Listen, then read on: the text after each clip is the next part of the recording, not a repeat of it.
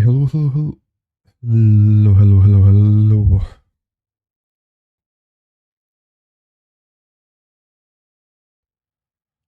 Welcome in, folks. Let me do some adjustments because I forgot to center my camera a bit more to the left. Hello, Rach. Antifa super soldier. You don't really hear about Antifa super soldiers as much as is used to hear, as much as one would used to hear about them, right, Rach?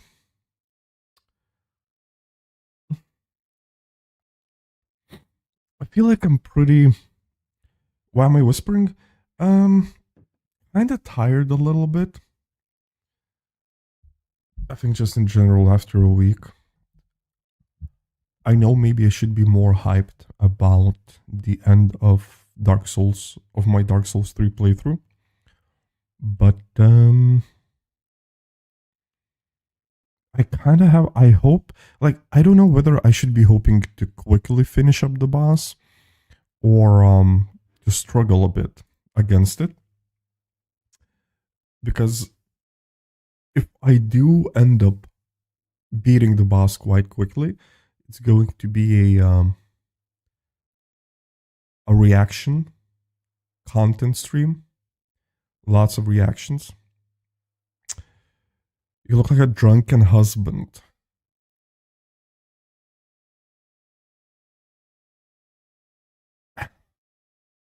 That is one of the Eastern European archetypes that is quite popular.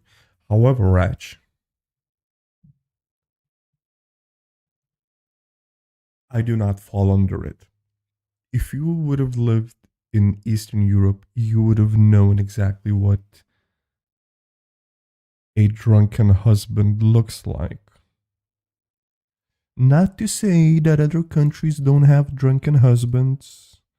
That's not what I'm implying. Okay, why is the camera still... Fuck you. Sorry, let me deal with this.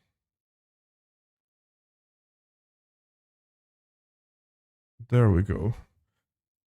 Beat boss easy. And then a react stream. Look. I didn't pace... I didn't pace the base game well enough, but I also didn't want to beat the boss. What was it? Wednesday?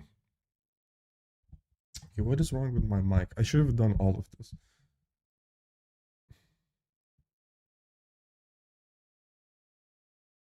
All of your favorite videos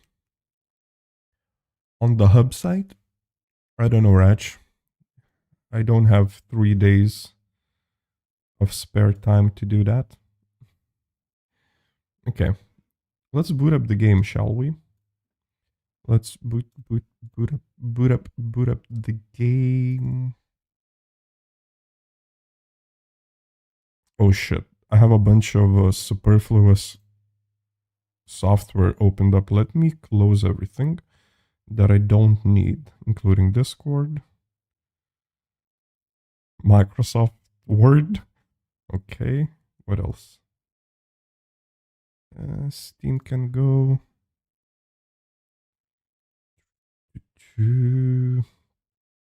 Maybe, you know what? Maybe I will struggle a little bit because I haven't played this since Wednesday again. Just a couple of attempts to get into the groove, and for the first time ever, Dark Souls 3 is absolutely bugging out. Oh, no, never mind. Never mind. It's running now. Okay.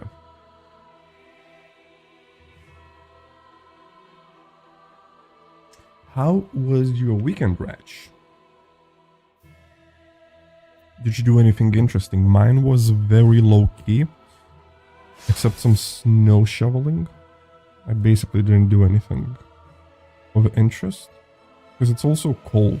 It's the season of winter, where I basically hunker down and don't go out. Walk snow and fuck freezing temperatures. 42? Okay, yes, but on the other end of the spectrum, if it's like 42 degrees, I don't think you want to go out as well. Over here it was like minus... Actually, it wasn't like too bad. It was minus 6, 7. Oh shit, no. I did. Maybe closer to minus 5.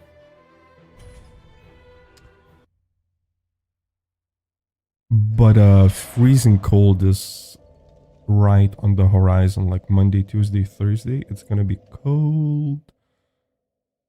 Okay, there we go.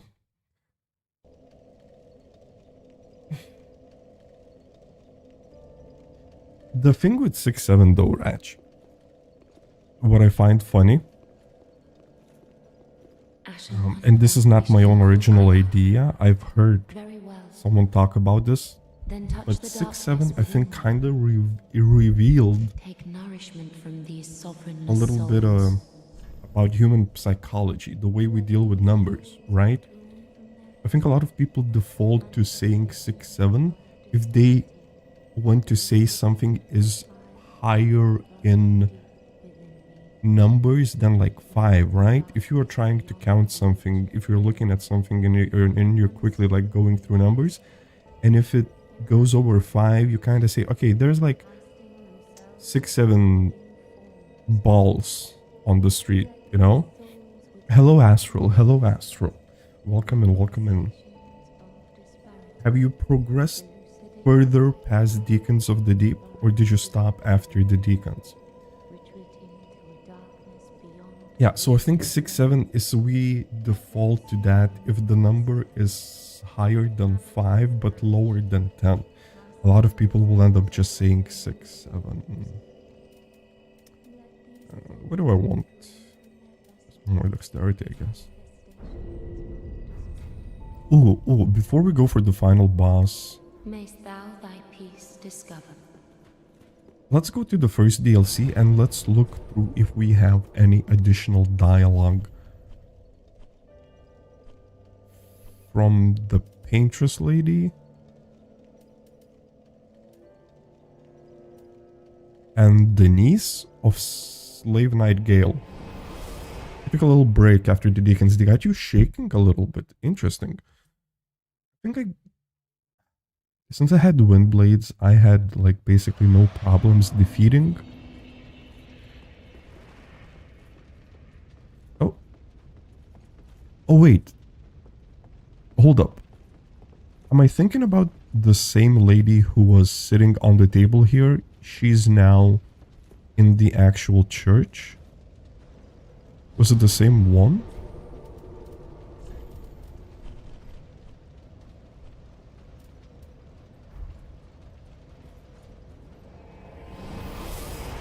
It just beat Frida, okay. On what playthrough?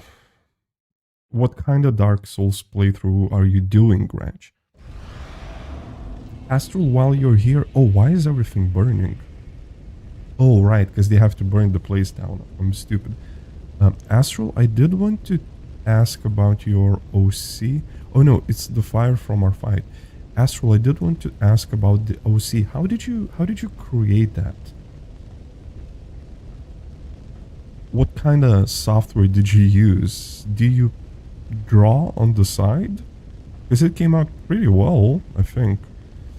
That's the kind of beating off you're talking, Gratch. Okay, I can give her Blood of the Dark Soul. Gotcha life. Ratch, check Discord. Check Discord General. Scroll up until you see a message with a picture from Milo. It's a cute little picture, Milo. I'm not gonna comment on that, on that, Ratch. My thanks, Ashen One. I'd rather not say anything. I paint a world. Please tell me thy name. I would name this painting after thee. This is something that I would like. I do like when people show me respect and try and please me and give me gifts, especially in games, which is again something that didn't happen in Dark Souls 1, but in Dark Souls 3, your player character is much, much more respected. Gonna get cancelled on TikTok for my Dark Souls 3 opinions. Sure. Well, Ratch, wait until we get to the boss ranking later in the stream. I will say something maybe cancelable. My thanks. I will paint a world of that name. It will be a cold, dark, and very gentle place. Okay, I do like the gentle And place. one day, it will make someone a goodly home. Can I retire to that place after we end the game? Can I retire to the painted world of Prof? I wonder when Uncle Gale intends his return. I hope the new painting will be to him a gentle home. Oof, I have some bad news about Uncle Gale. Yeah. Yeah, Raj. You connected the dots. My thanks. I will assuredly finish the painting of a cold one day. I have given the eyes to the firekeeper. Huh?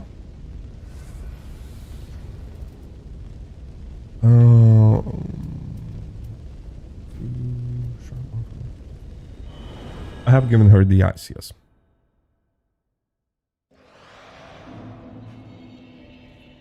I can double check though. Ashen one, thou wish then call. I am a firekeeper. Thou hast given me eyes. Yeah, I have given her the eyes. And such it was they showed me.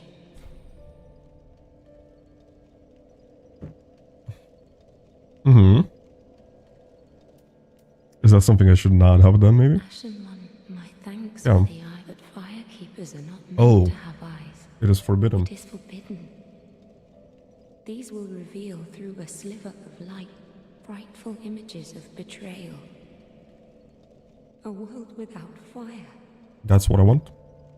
Ashen one, is this truly thy wish? Yep. Of course, I serve thee, and this will be our private affair. Stay thy path.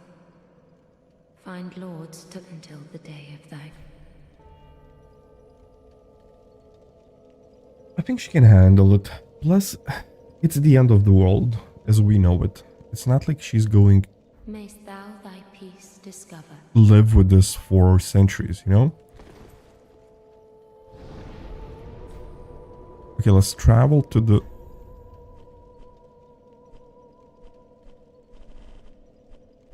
Where should I travel? Like something opened up. Flameless Shrine. She says you, tell her to, tell her dance like a clown.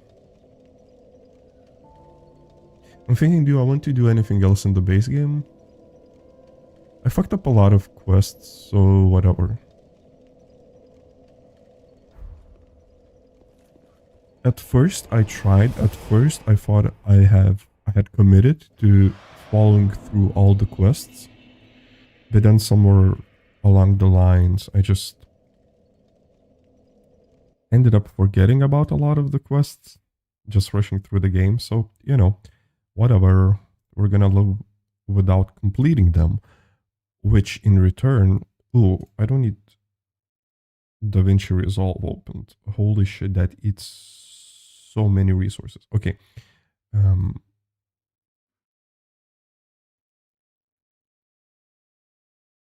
But that is a good second playthrough fuel. The quests will fuel my second playthrough. Also, I still have Dark Souls 2 left. I have a bunch of amber. I can definitely just use up the amber during the last fight. I have 24 ambers. Okay, so if I were to guess,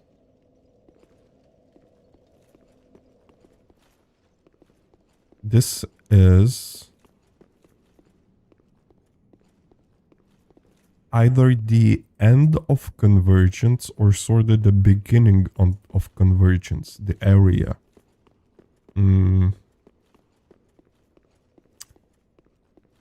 A place where either something begins or everything ends. Holy shit, that is beautiful. Let me sit up properly. Okay. May thy flames guide thee.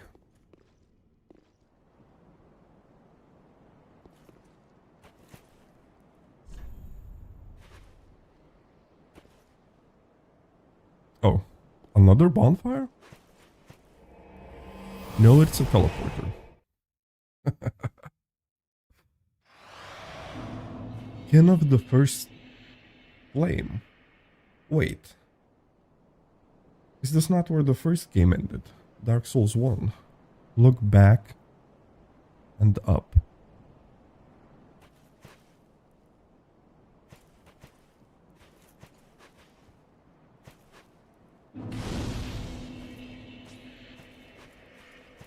Okay. A wool ratch, just give me... So Lothric Castle. Oh, wait, no. It's the second DLC.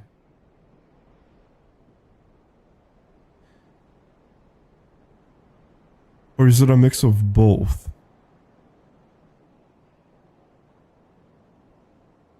Holy shit, that looks so good.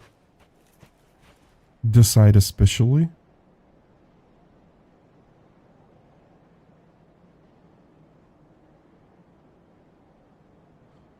All the world convergence on the dying first flame. Yes, okay, but Ratch, quickly, without like spoiling too much. Kiln of the first flame is where we fought Gwyn at the end of the first game. Right? So my little nasty theory that I had about the final boss, which for a long time I thought was going to be the Prince of Lothric.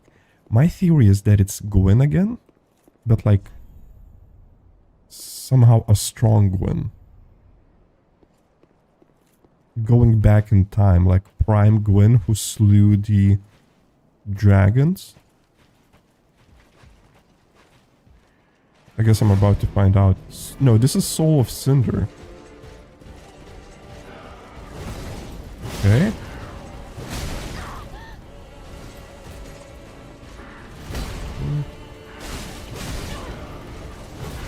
Okay. Ooh, that's good, that's good. Input reading. That shit was pure input reading. Okay.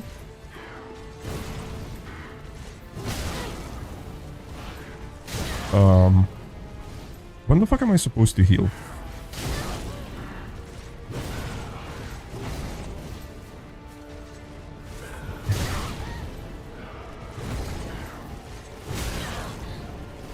Look, I didn't play since Wednesday. Oh, what the fuck was that? He's a mage now. Huh? Same place after eons? Okay.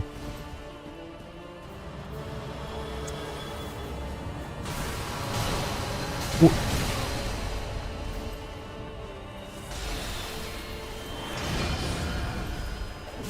Oh, he changes weapons. And fighting styles? So he's like a mage. Is he like a combination of all the enemies we fought? Because I remember those magic attacks. Okay. The fire attacks remind me of the knights in the Ringed City. Whoa, whoa, whoa. That was beautiful. Okay. Did he heal himself or did he like upgrade himself? Oh, he has a spear now.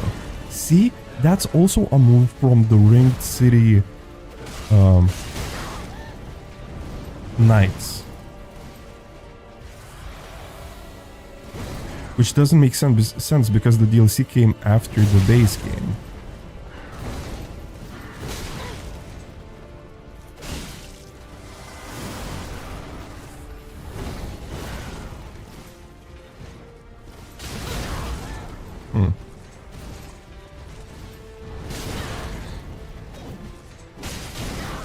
Okay.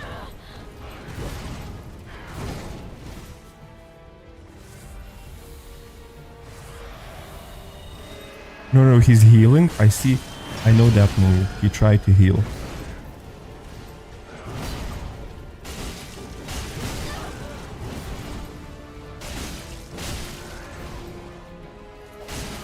Phase 2.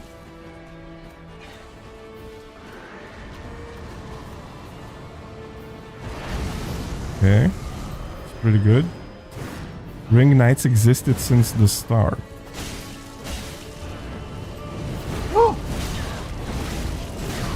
The music. It is Gwen's theme.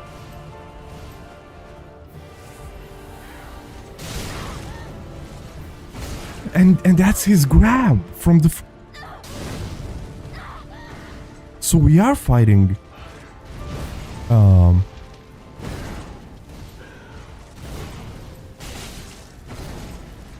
We are fighting a version of Gwen, I think. Oh, come on, that shouldn't have hit me.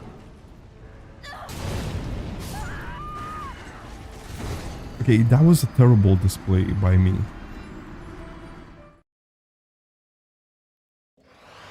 I think, talked much more than I thought. I was too dedicated to solving the mystery of the boss than I was to actually fighting it.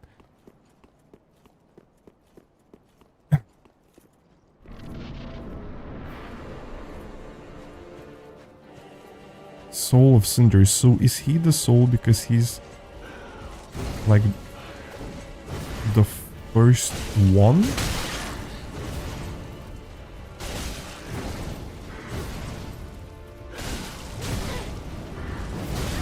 Okay.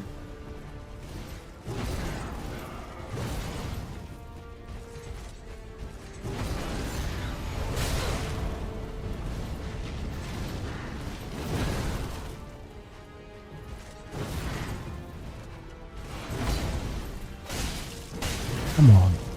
I can't get a... I can't get 2 attacks in.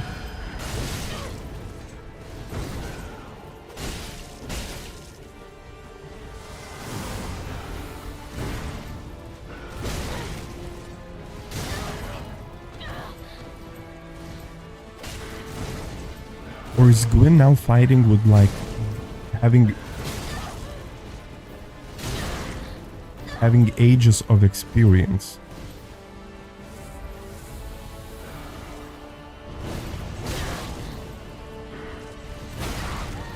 What is...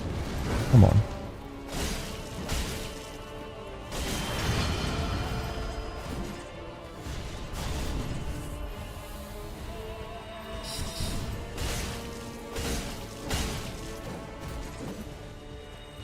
Alright, I do find it easy to defeat him in his mage phase. Just focus up, we'll have time for discussion and lore and shit. Okay. Fair enough, fair enough.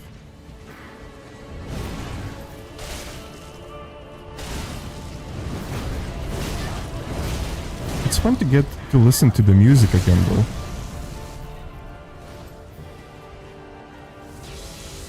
And that's lighting. Okay. That's beautiful. Fuck.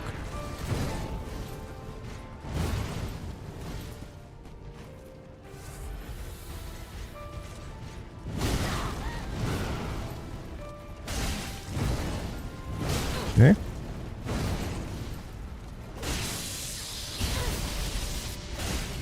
He's not doing the grab anymore. Oh, what the fuck? Okay. Well, there's the grab.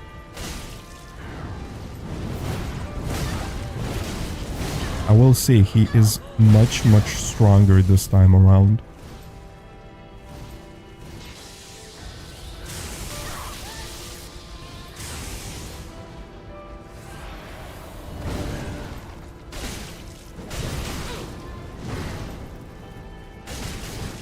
Ooh, he can kick as... No, the kick was also in DS1. Phase 3?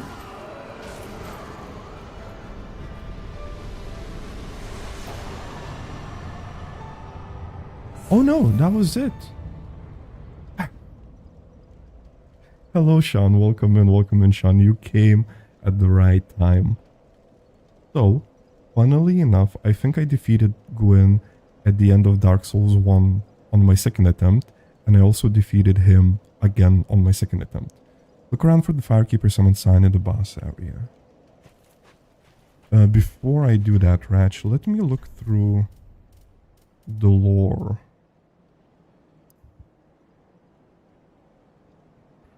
Since Lord Gwyn, the first Lord of Cinder, many exalted lords have linked the first flame, and it is their very souls that have manifested themselves as defender of the flame. Oh, interesting.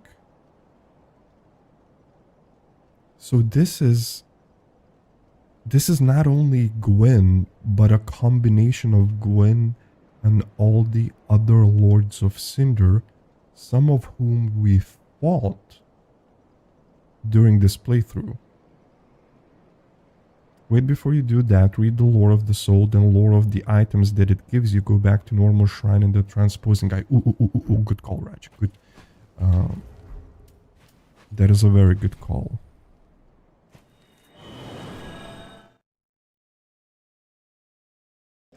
Yeah, Sean, it's a fun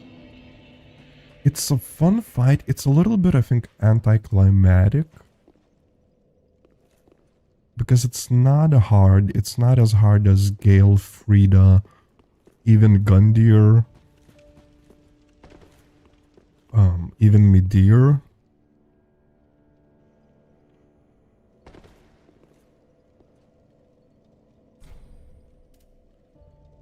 I guess it's a little bit of a letdown in that sense, but as was the case with Gwyn in Dark Souls 1, it's more of a thematically rich fight.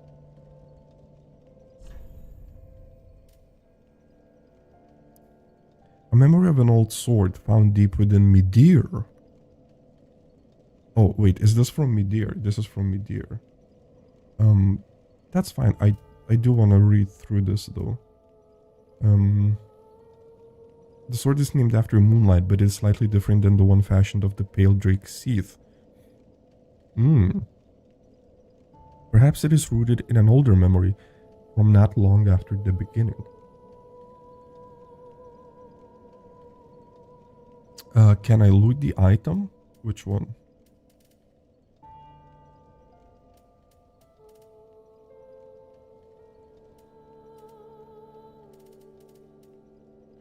The tales of Gwyn's dragon hunts describe the inception of the Age of Fire. Not on the menu on the chair, I'll check. Let me read through the other items because I didn't have a chance. Greatsword of Slave Knight Gale, the only weapon that he kept with him from the beginning to end. Originally an executioner's sword made for this decapitation, this blade is heavily chipped and stained with the blood of countless battles. Firelink Greatsword. The Lords of Cinder linked the first flame, and the Greatsword was wielded by their deific manifestation. This coiled sword found thrust in the bonfire existed long before the throneless lords themselves. Crossbow, customized for a repeat firing to face mobs alone, was wielded by Slave Knight Gale. Used in battles of an endless journey, this crossbow is covered with twists and dinks, rusted with blood and made extremely brittle from overuse. Okay. Let's see if I can... Skull ring.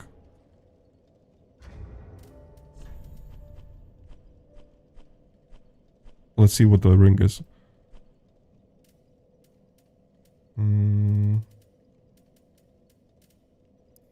One of Corland's transposed wonders, derived from the soul of a soul feeder. The soul feeder was a beast that insatiably absorbed souls to feed its own power. Even after its accursed corpse was burned, it is said that the pungent stench of souls left the air permanently stained. Series starts with a broken straight sword hollow being first enemy. Last enemy of series is a hollow with a broken straight great sword. Very poetic. Thank you for pointing that out, Ratch. It is, yeah, as I said, thematically rich, lore rich, mechanically not that challenging. Interesting. Sean, I forgot to ask you if you're still here. How was your weekend? Hope it went well. Okay, so let's go back.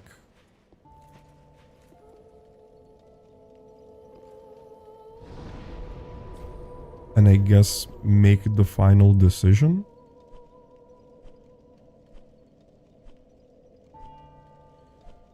Wait, where's the kiln of the first flame? Do I want to do possible quests?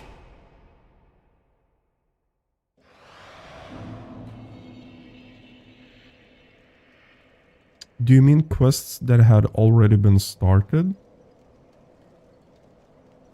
Or new quests? Because if we're talking about older quests, I think I fucked up a bunch of them. It's been okay. I think it's getting warmer, but you're so done with winter. Yes, Sean, join my side. Join the winter haters. Join the winter haters. I'm also so done with winter as well. But we have one more week of colds. Then it's going to get better. Which quest can I still commence? Leonhardt's quest line. Irina of Karim's.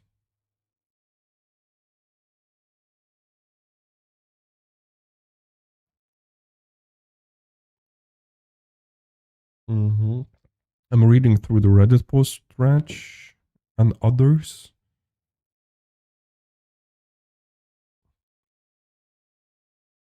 Okay, so yeah, so the only quest that I actually did do was Sigurd's. I guess Grey Rat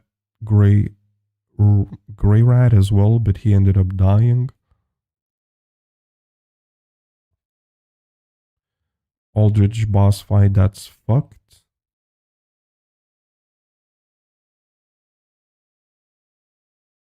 Huh. Oh, okay, I can't do that.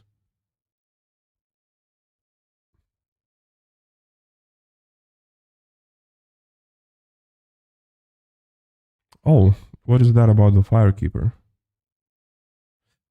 I'm not really interested in anything, to be completely fair, Ratch. Just quickly skimming through. Because I did, more importantly, I did do all the bosses and all the areas, right? There's no optional bosses, there's no optional areas left to explore. That's what I'm more concerned about. Finishing a couple of quests, you know. Let's leave something for future Prof to do on his second playthrough, which would also most likely be a Pyromancer playthrough. Well, if there's a completionist playthrough of the NG1 one day in stream, do it with a cheat sheet. Oh yeah, no, I'm totally doing that. I'm looking shit up. Because why wouldn't I? I'm not gonna spoil myself any further. Gomev, hello, welcome in. Welcome, Gomev. You came at, I think, very fun moment for you because I'm going to be finishing the game in a couple of minutes, probably. We are done with Dark Souls 3. This is the end. Wow. Okay, Raj, I just opened up what you shared. The checklist is holy shit. The checklist consists of almost 1,000 items. Okay, let's move up. Let's move up closer to the end of the game. I'm doing okay, Gomef. I'm a little bit tired after a week of work. Also, my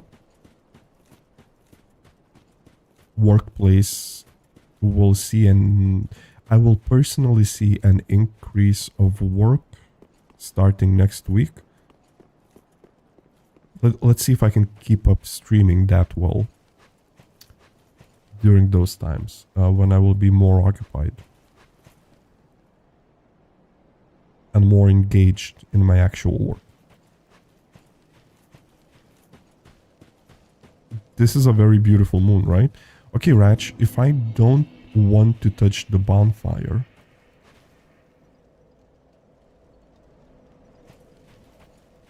as I assume that is going to kindle the bonfire, what do I do then?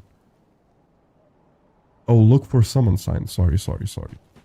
I didn't notice the message, so the summon sign should be before the area.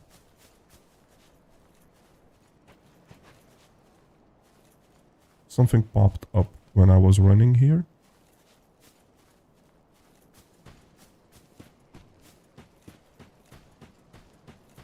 Or maybe the summon sign is inside.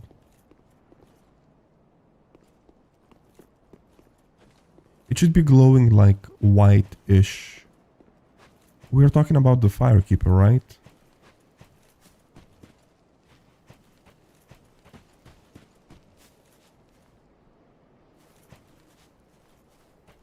Looking for her summon sign.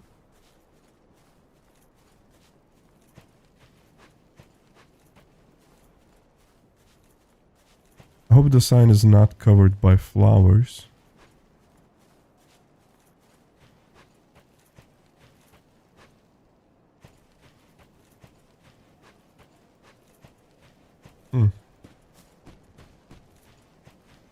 Interesting. Which is kind of not seeing it. Summon bonfire.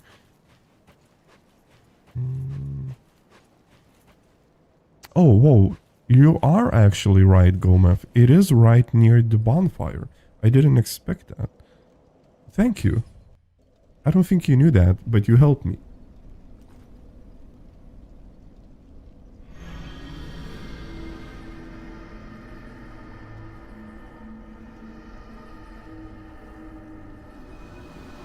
Yeah, yes.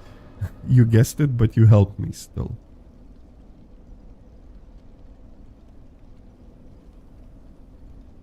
She's pretty.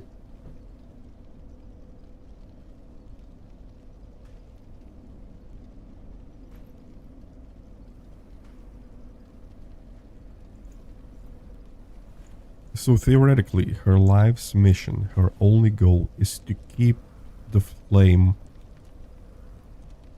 lit. To keep the flame kindled. However, since I gave her the eyes, she saw into future, into darkness.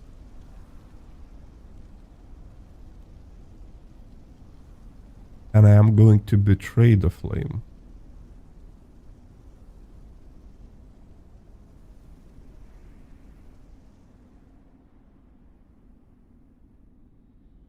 The first flame quickly fades.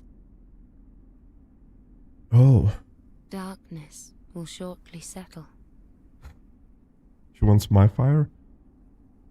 Maybe.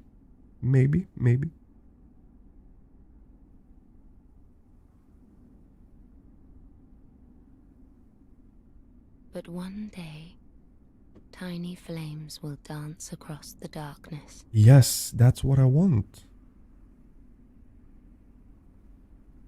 Like embers linked by lords past. end this world. This world should have ended long time ago. Let's get rid of the flame.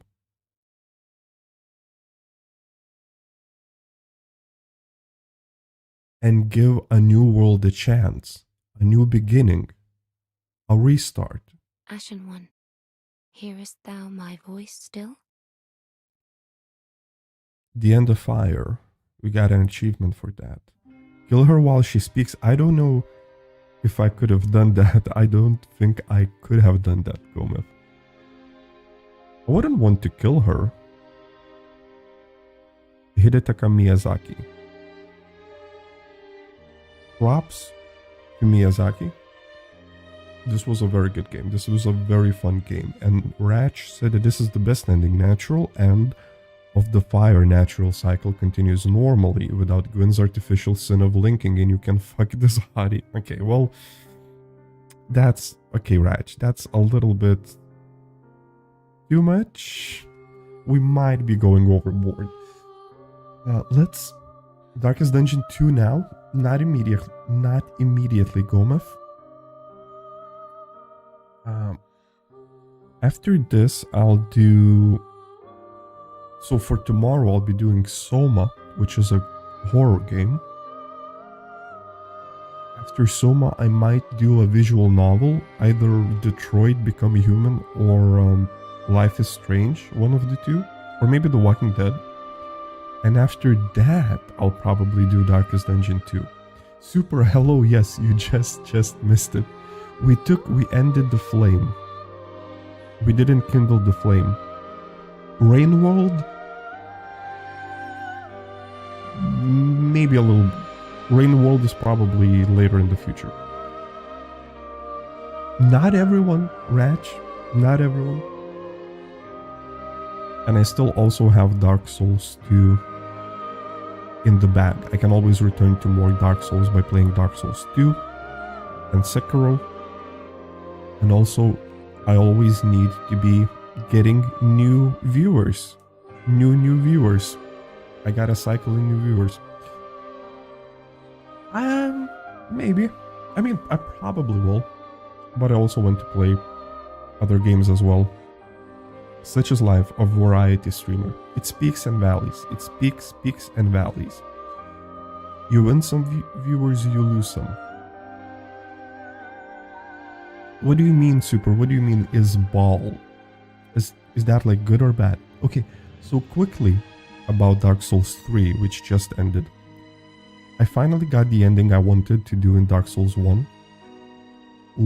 Story-wise, lore-wise, I think that was correct choice. It means it's epic? Okay, good. Story-wise, lore-wise, I got what I wanted. I got the ending I wanted. The game was really fun. I liked... Interestingly enough, I like Dark Souls 3 about as much as I like Dark Souls 1, which would be like 9 out of 10 for me. But I like them for different reasons. So I think in Dark Souls 3, I liked all the quality of life improvements. Get affiliate? Well, we'll see how many viewers will stick around for the upcoming games. If I do go down below affiliate requirements, is it really worth for me to get affiliated?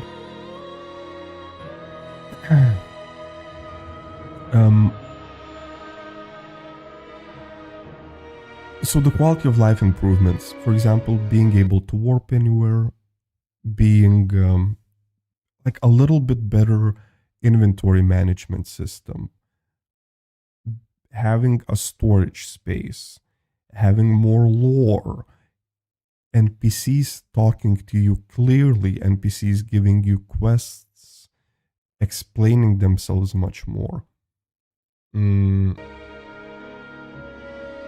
Yeah, Ratch, maybe you will fall with other games. Maybe you will like other games as well. Broaden out your own tastes. Move past Soulsborne games. It's 2026, brother. We will get to a little bit. Yes, so for people who are still here, we are going to do boss rankings and we are going to react to a lore video. Yes, we will be doing. I won't be ending the stream. I just wanted to talk more in general about Dark Souls 3 while the credits roll. I like the boss fights here much more than I did in Dark Souls 1. I think this game, including the DLCs, when I'm talking about Dark Souls 3, I'm also including the DLCs, obviously, here. The boss is way more epic. What is a React streamer? I'm just going to let videos play on screen. Goma, if we're gonna watch videos, I'm gonna stop and comment on the videos instead of like playing the game properly. Oh, Darkest Dungeon is good, but it isn't your wife, it's just a side piece. I do get it, Ratch. It is very much an example that you would use. So better bosses, I think better combat, much faster. I did like I think I like Embers more than Humanities.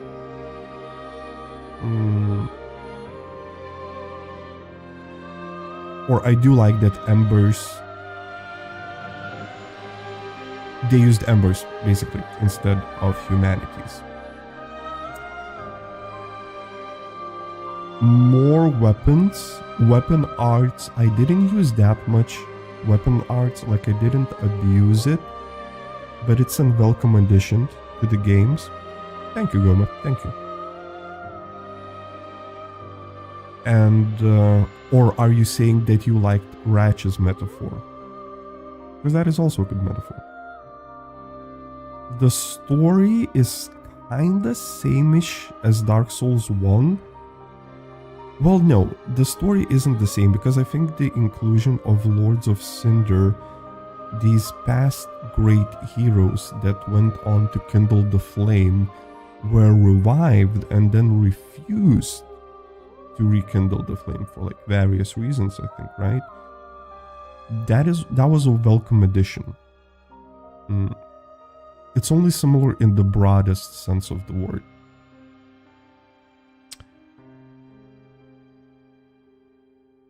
You can cheat on a video game by installing cheat engine, but Ratch cheats on video games by playing other games than his main games. I think the thing with Ratch is he is pretty loyal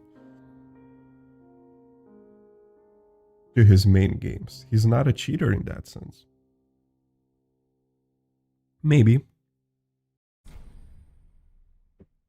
Begin Journey 2 in a current state. Journey 2 can be initiated from the Shrine Bonfire if you do not wish to begin now. Oh, so this is NG+. Okay, sure. I'll leave this here. So the things would... I had to lay down some criticisms for the game.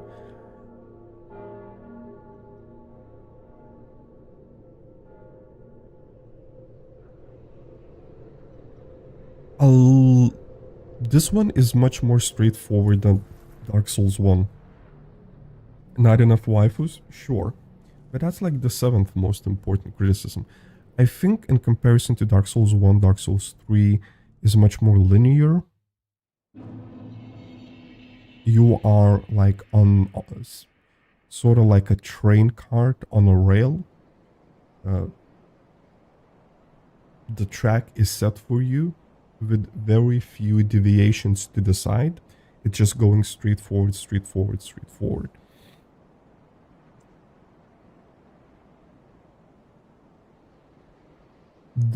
I talked about this 1 or 2 times maybe. I think the color palette of the game, mostly being a lot of gray and a lot of brown, also didn't vibe with me that much, especially from what I've seen of Dark Souls 2, for example, from Grand Stream, and of Dark Souls 1. I sort of wanted maybe more color in the game.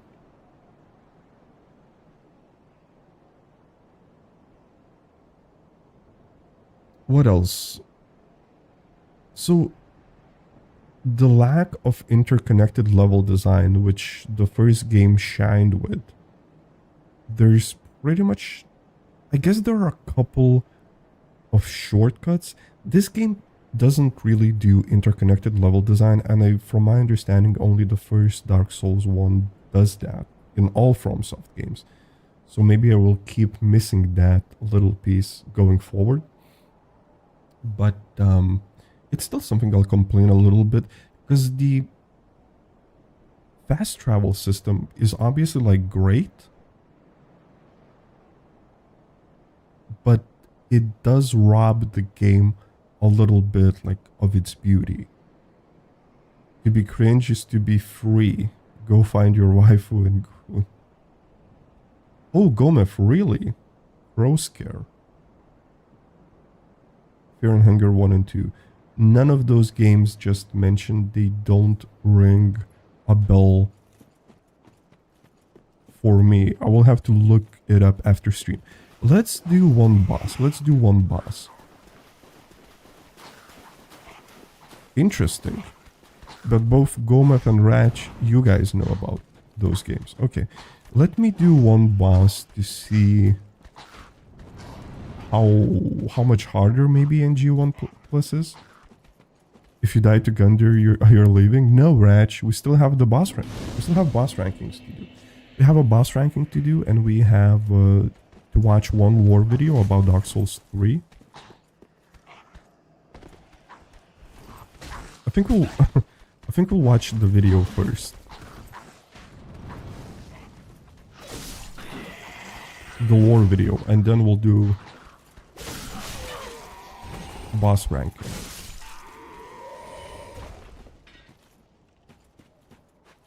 You, Ratch, stop giving me unreasonable criteria to meet. Gunder is like the hardest boss, especially with us. I'm gonna get hit.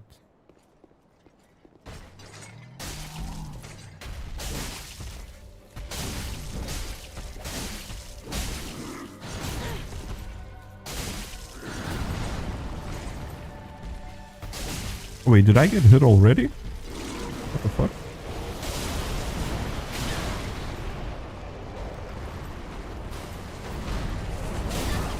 Okay.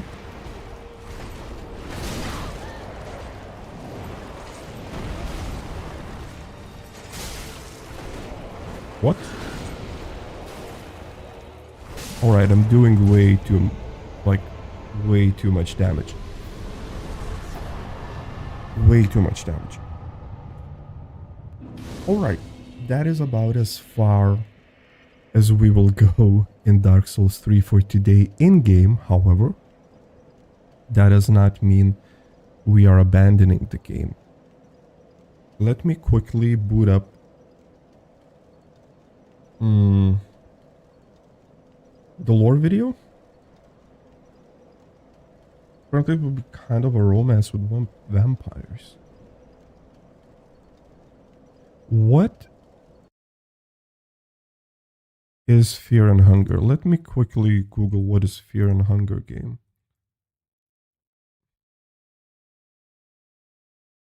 Survival horror RPG.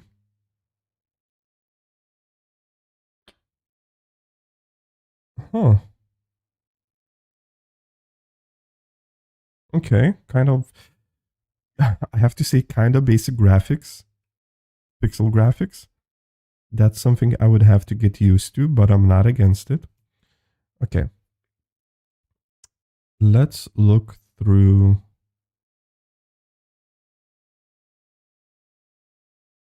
the YouTube video.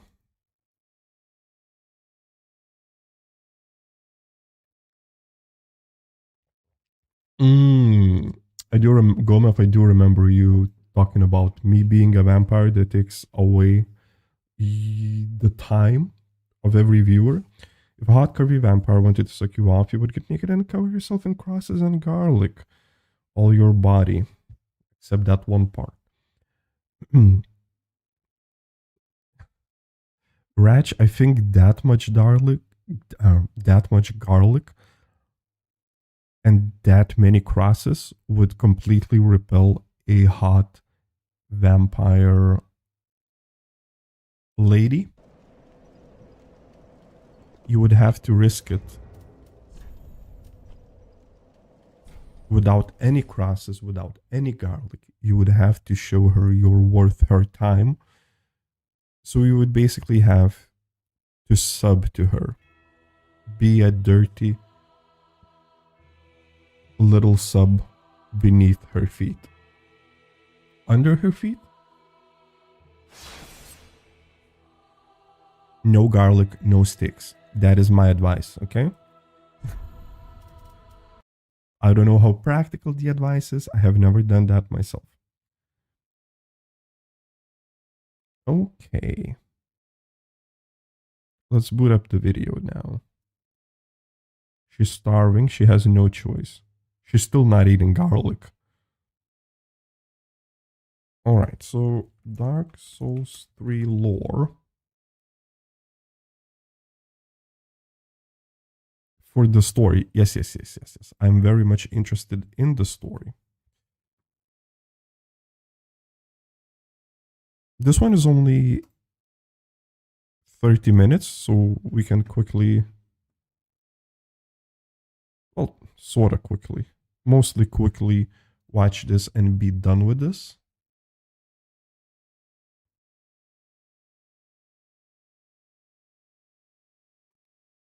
Yeah. Yeah. Thank you, Raj, for quickly answering that. And this is the video in question. Oh, there we go.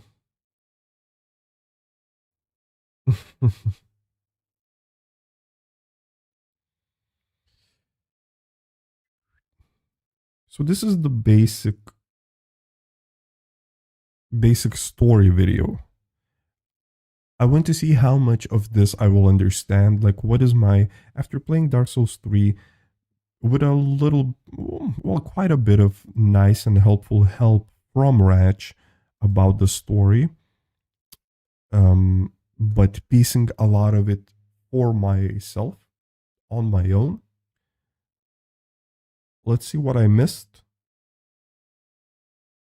and let's talk about this maybe.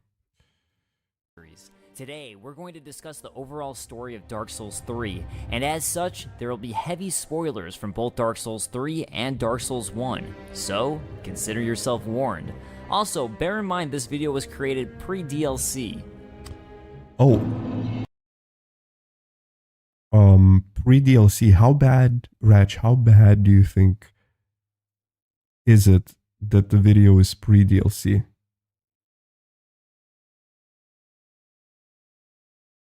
Because I feel like that's a little bit of a problem. Okay. Yeah, I feel like that's only after 2017. Oh, this, okay, fuck.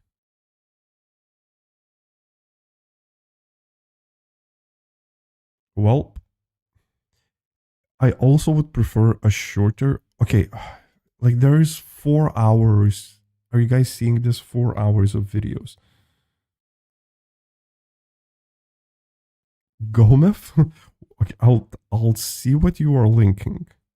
I'll check what you're linking. I'm interested.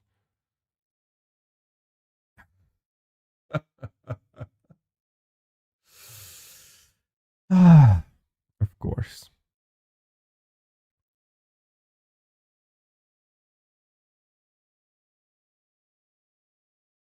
Put 20 minutes on the filters? What do you mean?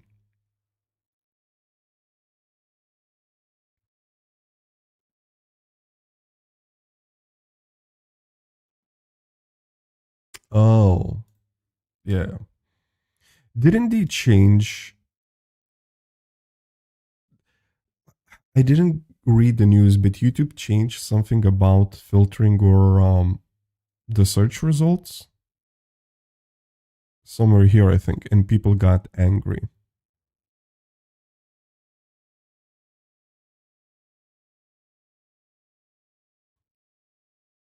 Hmm.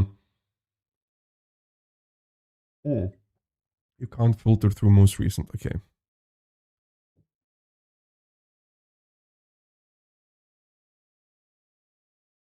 Okay, this is 5 minutes. This is no, this is way too. Plus, it's IGN. I'm gonna be skeptical, and it's an old video. Lore secrets.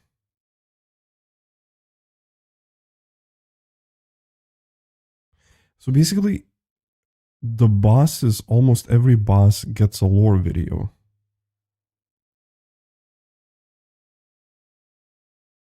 Oh, this could be a good ratch. Maybe the entire story of Dark Souls.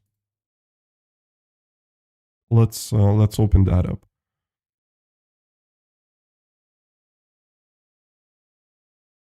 And the entire timeline from beginning to end, also pretty good.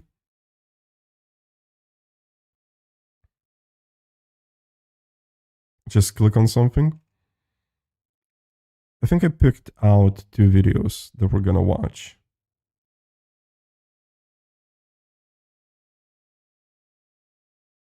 But this is from Dark Souls 1. Well, okay. I guess we'll have to... do... Okay. Now, this is the Undead Asylum, a place where people go to rot. You don't remember how you got here, you don't remember who you are, but that doesn't matter, because the only thing that matters now, you're cursed. The dark sign brands you as undead, which means you can never truly die. You will resurrect over and over, and eventually you will go hollow, losing your mind until you're Oh, maybe I will skip to Dark Souls 3, the part that talks thrown about at the Dark end, Souls 3. right? Right in Lothric. The new chosen ones not in Lothric. Okay. This is only 3 minutes, but still. It's kind of fucked. Also, the fire won't even reignite properly. Why? Because the new chosen ones refuse to play along. See, every era, some unlucky souls, the Lords of Cinder, are forced to link the fire and continue Gwyn's legacy. But this time, they said, nah, we're good. Prince Lothric refused. Aldrich turned into a sludge monster and started eating gods instead. The Abyss Watchers, too busy killing each other. Yorm the Giant gave up. Not one of them wants to keep the flame alive. So the gods, in a last-ditch effort, resurrected you. Not as a hero, as an ashen one. You're not even properly undead anymore. You're just animated dust shoved into armor and sent out to fix everything. And how do you fix it? By dragging the Lords of Cinder back to their thrones and forcing the fire to burn again. But even when you do all that, it barely works. The fire is weak, the world is collapsing, the cycle has run its course. And at the heart of it all, Prince Lothric, the guy who was supposed to link the fire. But instead of doing his divine duty, he lets his kingdom rot and tells you, if the fire wants to go out, maybe we should just let it die. And honestly, he has a point, because why keep it going? The Age of Fire is a joke. It's long past its expiration date, the gods are gone, the world is a dying husk, and just when you think this is the end, you realize there's another option. Londor. The Sable Church wants nothing to do with God's plans. Instead, they're out here raising an army of hollows and looking for a Lord of Darkness to take the throne. If you pick this route, congrats, you get to be the first real ruler of the Age of Dark. Downside? You have to hang out with a bunch of creepy hooded guys forever. But at least this time the fire stays out for good. And now, after all this... This is obviously not the ending we got, but it's one of the endings you could get. This is the ending we did get? I'm confused. suffering, all this fighting, all this endless death, you finally stand before the first flame. The thing that started it all, the thing that ruined your life. And as you trudge toward the kiln of the first flame, stepping over the ashes of those who tried before you, it hits you. You were never first. You were never special. Pilgrims, lords, chosen undead, everyone who made it here thought they had a choice. Thought they could break the cycle, thought they could change fate. But none of them did. And now, it's your turn. You have three choices. Link the fire, throw yourself into the flame like every poor fool before you, keep the cycle going, delay the inevitable. Let it die. Walk away. Let the Age of Fire end, bring in the Age of Darkness, whatever that means. Usurp it. Take the flame for yourself, rule as something new, the Lord of Hollows. But let's be honest, none of these are real choices, because no matter what you pick, the cycle continues. The Age of Fire always finds a way to crawl back. The dark never holds for long, the world reshapes, resets, and starts again. So the real question isn't what will you choose, it's who will come after you. Because someone will. Maybe in 100 years, maybe in 1,000. And they'll make the same choice. And then another, and another. Over and over, just like you did. Just like Gwyn. Just like every fool before you. So tell me, do you fight to break the curse, or are you cursed because you keep fighting? The guy in the video is wrong. The fire is not snuffed out in that ending. That ending is called the usurpation of fire. You take it within yourself, the sun becomes black, world doesn't go dark, so fire still exists. The fire exists within you? Interesting. So, well, not like Gwyn. Okay, yeah, it's not like Gwyn, but,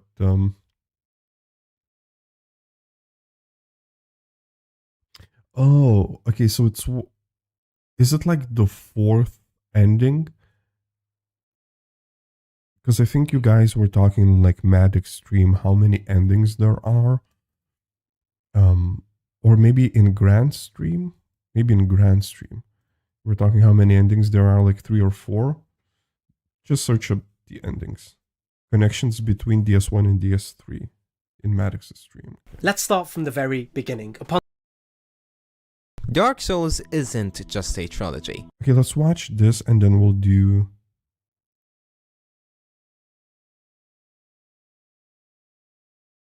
boss tier list, okay? It's a cycle, a story about fire and dark. Even the intro text of DS3 says it straight up. The fire fades and the lords go without thrones. That's literally from Safa telling us this is the end of the line. Kingdoms rising and crumbling, and the people cursed to repeat the same mistakes again and again. And while Dark Souls 2 exists in its own strange little pocket, Dark Souls 1 and Dark Souls 3 are like two bookends, the beginning and the end of a very long funeral march. Today we're breaking down the deep connections between Dark Souls 1 and Dark Souls 3. The characters, kingdoms, references, Easter eggs, and the themes that tie them together. And why DS3 feels like Lord Ron's haunted reflection. Let's start at the end of Dark Souls 1. You, the chosen undead, are offered two choices. Link the flame or turn away and embrace the dark. Two paths that ultimately lead to the same fate. Why? Because Dark Souls 3 reveals that the flame always comes back, whether through gods, heroes, or desperate rituals. Gwyn sacrificed himself, you sacrificed yourself, others after you did the same, and yet the world still rots. DS3 opens in the last days of Fire. The Lords of Cinder, once heroes who linked the flame, have abandoned their duty. The age of sacrifice is over, and you, the Ashen One, aren't even a proper undead hero. You're the scrap left over from failed attempts, dragged out of your grave because nobody else will do it. The cycle has been stretched so far, it's breaking. In DS3, the Soul of Cinder fight contains traces of DS1's mechanics. He literally switches to movesets like Gwyn's, sorcery builds, miracles, even pyromancy. It's the same, confirming that all those past heroes, including the chosen undead from DS1, are absorbed into this one final Ash Corpse. Okay, so the final boss was sort of the culmination of a lot of enemies that we had previously thought. I think he or it should have been stronger then. Because it's like not a particularly hard boss.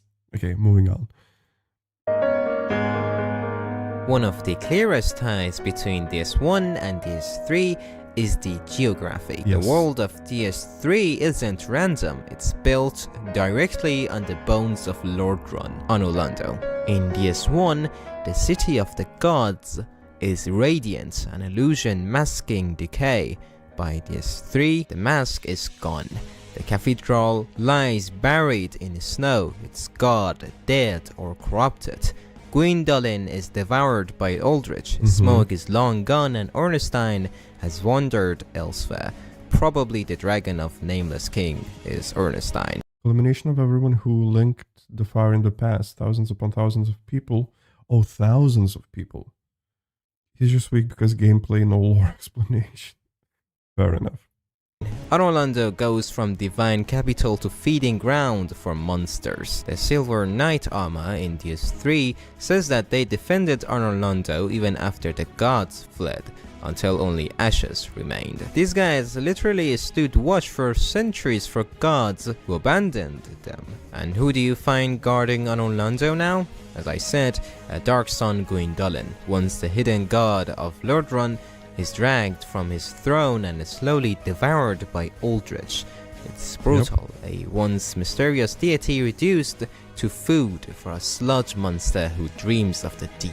Now Izalith and the Chaos Flame. In this one, the witch of Izalith's attempt to recreate the first flame gives birth to demons and the Chaos Flame. In DS3, we see what's left. Smoldering lake, a ruined cavern filled with demons' corpses. The once great demon race has nearly burned out. The stray demon on the high wall is a dying remnant. Even the old demon king, a mighty lord, is barely clinging to life. The chaos that once threatened the world is now just ash. You can't even find the demon prince soul in the Ringed City DLC. Its description straight up says, the last of demon royalty. Izalith's bloodline ends right here. If you Yep, I think Rach, you hinted about this when after the fight, and I talked about this as well, but I didn't quite realize that the Witch of Izalith was sort of responsible for demons. What this is saying is that demons like straight up did not exist before she tried to rekindle the flame. So she's the mother of demons almost. That would have been a much cooler name for her, Mother of Demons. explore in Izalith's ruins, you'll also meet Kirk, Knight of Thrones again. And yes, one, he was a recurring invader tied to the Chaos Servants. In DS3, he invades one last time in the demon ruins, before his armor is left slumped in the cathedrals.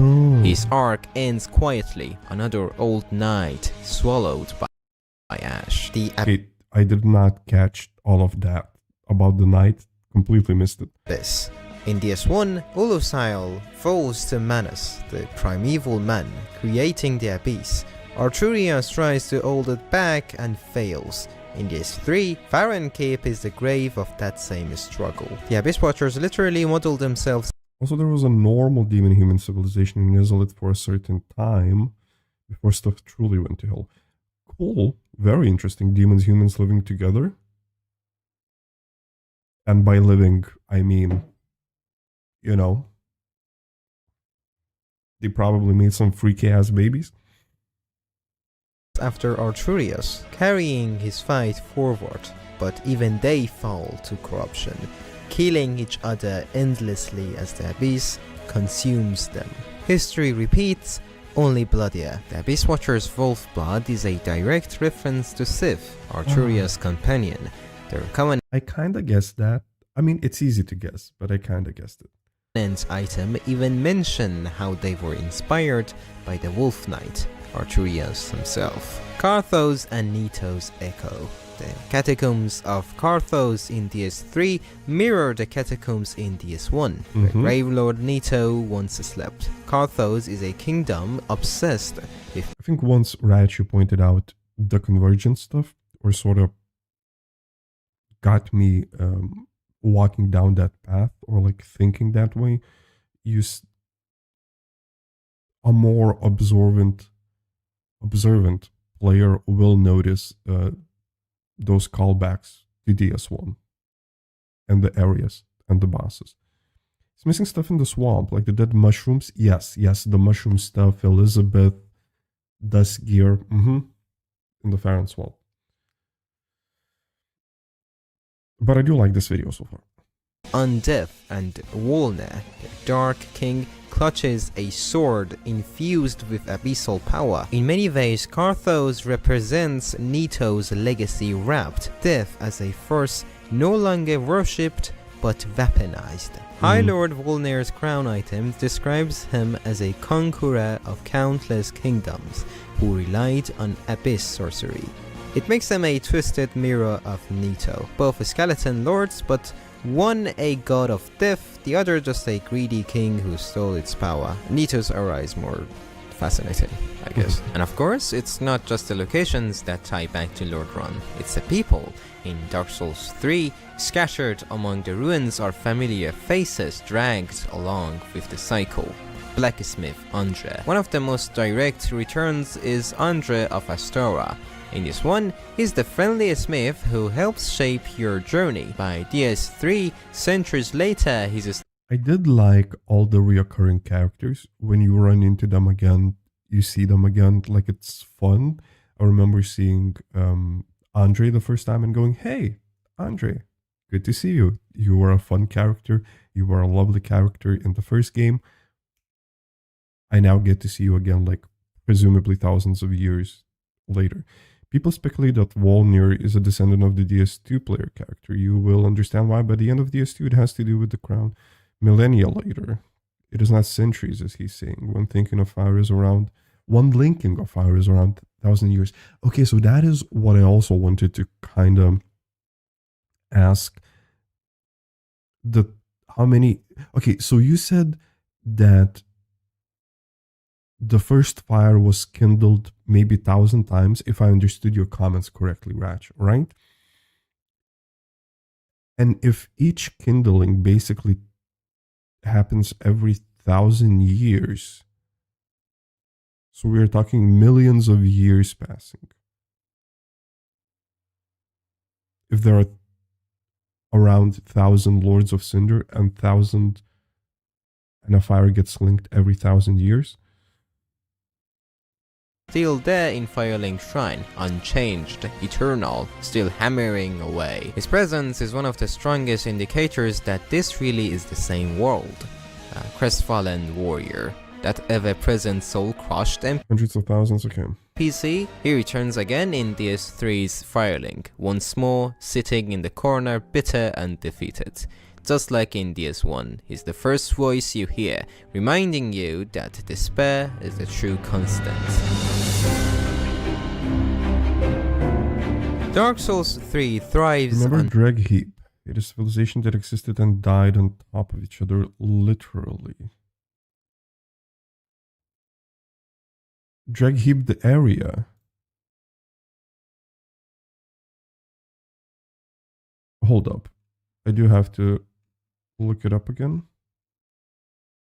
Oh, Dreg Heap. Sorry, the DLC one. Yeah. The DLC one.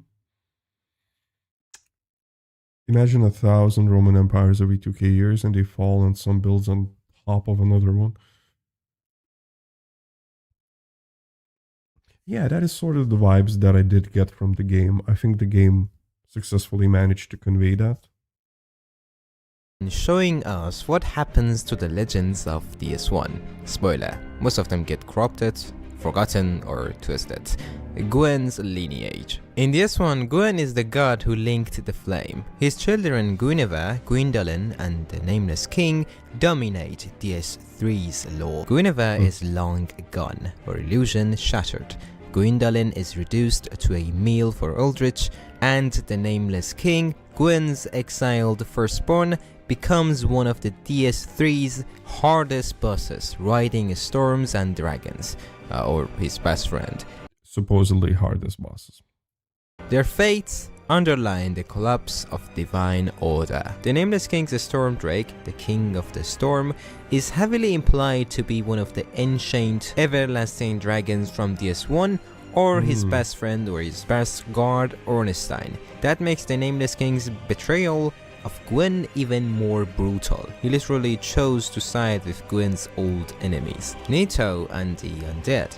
Gravelord Nito, one of the original lords, is absent in DS3, but his influence lingers. The concept of death, necromancy, and bone magic thrives in Karthos and the Cathedral of the Deep. Even Aldrich's soul references him. Aldrich's boss arena actually has the statues of Guinevere and Volca melted into its design. Visual proof he devoured not just flesh, but the legends of Lordran itself. Describing Aldrich as having dreamt of the deep sea, a fusion of Nito's death and Menos Abyss. Seath the Scaleless.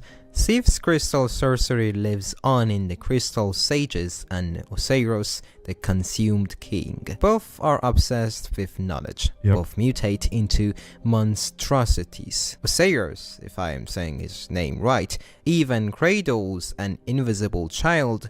Ocelots, a nod to Seath's twisted obsession with lineage and experiments. The Crystal Sage's staff description says they once served as preceptors in the Grand Archives, directly referencing Sith's original archives from DS1. That's why the place is filled with crystals and moonlight sorcery. The Witch of Izalith, or failed Chaos Flame, created the demons in DS1. In DS3, we see the end of that story, as I said. The old Demon King is the last living relic of Izalith, surrounded by ash of his fallen kin. That entire race, once a major threat, is extinct by DS3. The smoldering lake bonfire has Kulane's clothes buried near it. She was the only witch of Izalith who resisted the Chaos Flame in DS1, and by DS3, she's nothing but a memory. Brutal Right, thanks for pointing that out, Ratch. While I was playing, I do remember that. touch from FromSoft. Sometimes I really think that these guys, they don't really want us to feel happy. Now here's where we fold in the most of the returning DS1 characters. Sigmaya. Sigmaya's Echo. Remember Sigmaya of Katarina from DS1? The Onion Knight with the clumsy charm? In DS3, his role is echoed by Sigward of Katarina. While not the same man, he's a spiritual callback. Same armor, same goofy Anna, same tendency to fall asleep at inopportune time. Sigward's quest even mirrors Sigmaya's right down to the bittersweet ending. See, I didn't pick up on the mirroring of their quests because I didn't complete the quest in DS1. He didn't mention the fair lady, Spider-Girl. DS3 constantly pulls from DS1's character archetypes to show how cycles repeat. Lortrek and Leonhard. Lortrek of Karim, the charming, treacherous knight who murdered firekeepers in DS1.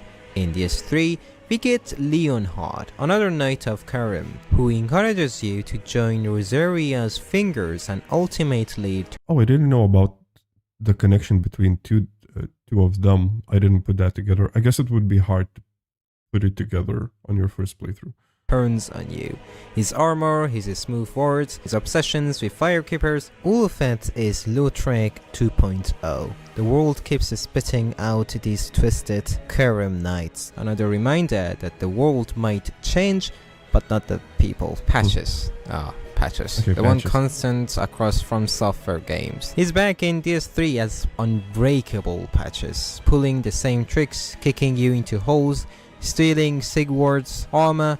Just like in DS1, he's equal parts annoying and hilarious. Havel. You can find the remnants of Havel's followers in DS3, and even fight Havel himself, or at least a resurrected version of him, near Archdragon Peak. He's set and the I think I definitely missed him in the Archdragon Peak. I guess I kind of skipped around the area and could have missed a couple of things. Yeah.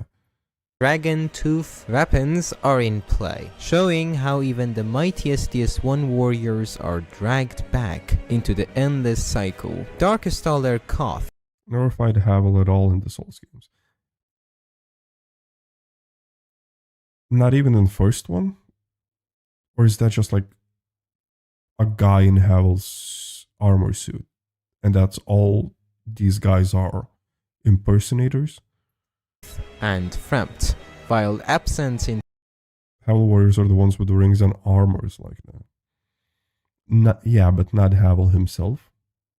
Interesting. Havel wouldn't need the ring. It feels like they could have put a fight with Havel in DS3, like with the real Havel. The actual Havel. person, the serpent statues in Dark Souls 3 Firelink are a reminder of Frempt and Koth. The lore suggests they're still lurking in the background, pulling strings like they did in DS1. Night Slayer Zorik, Tarkus Echo. Even side characters get echoes. In the Smoldering Lake, you can meet Night Slayer Zorik, who... I do like the word that he uses, echoes, for the connections between DST and DS1 and DS3. That word feels really fitting, echoes. wears Knight Tarkus armor from DS1. Tarkus was the absolute Chad who soloed the Iron Golem for you. Zorig, he's the Dark Reflection, a brutal invader, Tarkus' strength without his honor. Jeremiah and Yellowfinger Hazel, another deep cut, the Xanthos King, Jeremiah, the crazy red-hooded phantom of the painted world. In DS3, we meet Yellowfinger Hazel, a servant. Oh, I didn't, yeah, the last couple connections between like these NPCs, I did not make the echoes. I didn't catch the echoes, okay? I'm bad at catching these particular echoes. Of Farron, who invades you in the swamp. Her covenant, her gear, even her nickname, it's all a direct nod to Jeremiah. Dumbhole of Xena. Remember Dumbhole, the merchant in giant barrel hat? In DS3, you can actually find his armor in Irithyll, another quiet sign that the world really is the same, just decayed. Firekeepers. The Firekeepers also return. In this one, the women bound to the flame, each tied to their bonfire. In DS3, the Firekeeper at Firelink is blind, and you can even find the eyes of a Firekeeper, tying directly back to the DS1's tragic keepers. Her role is eternal. She's always there, guarding the flame, watching as kingdoms burn and fade. Gwen, Lord of the Cinder and Soul of Cinder, or us.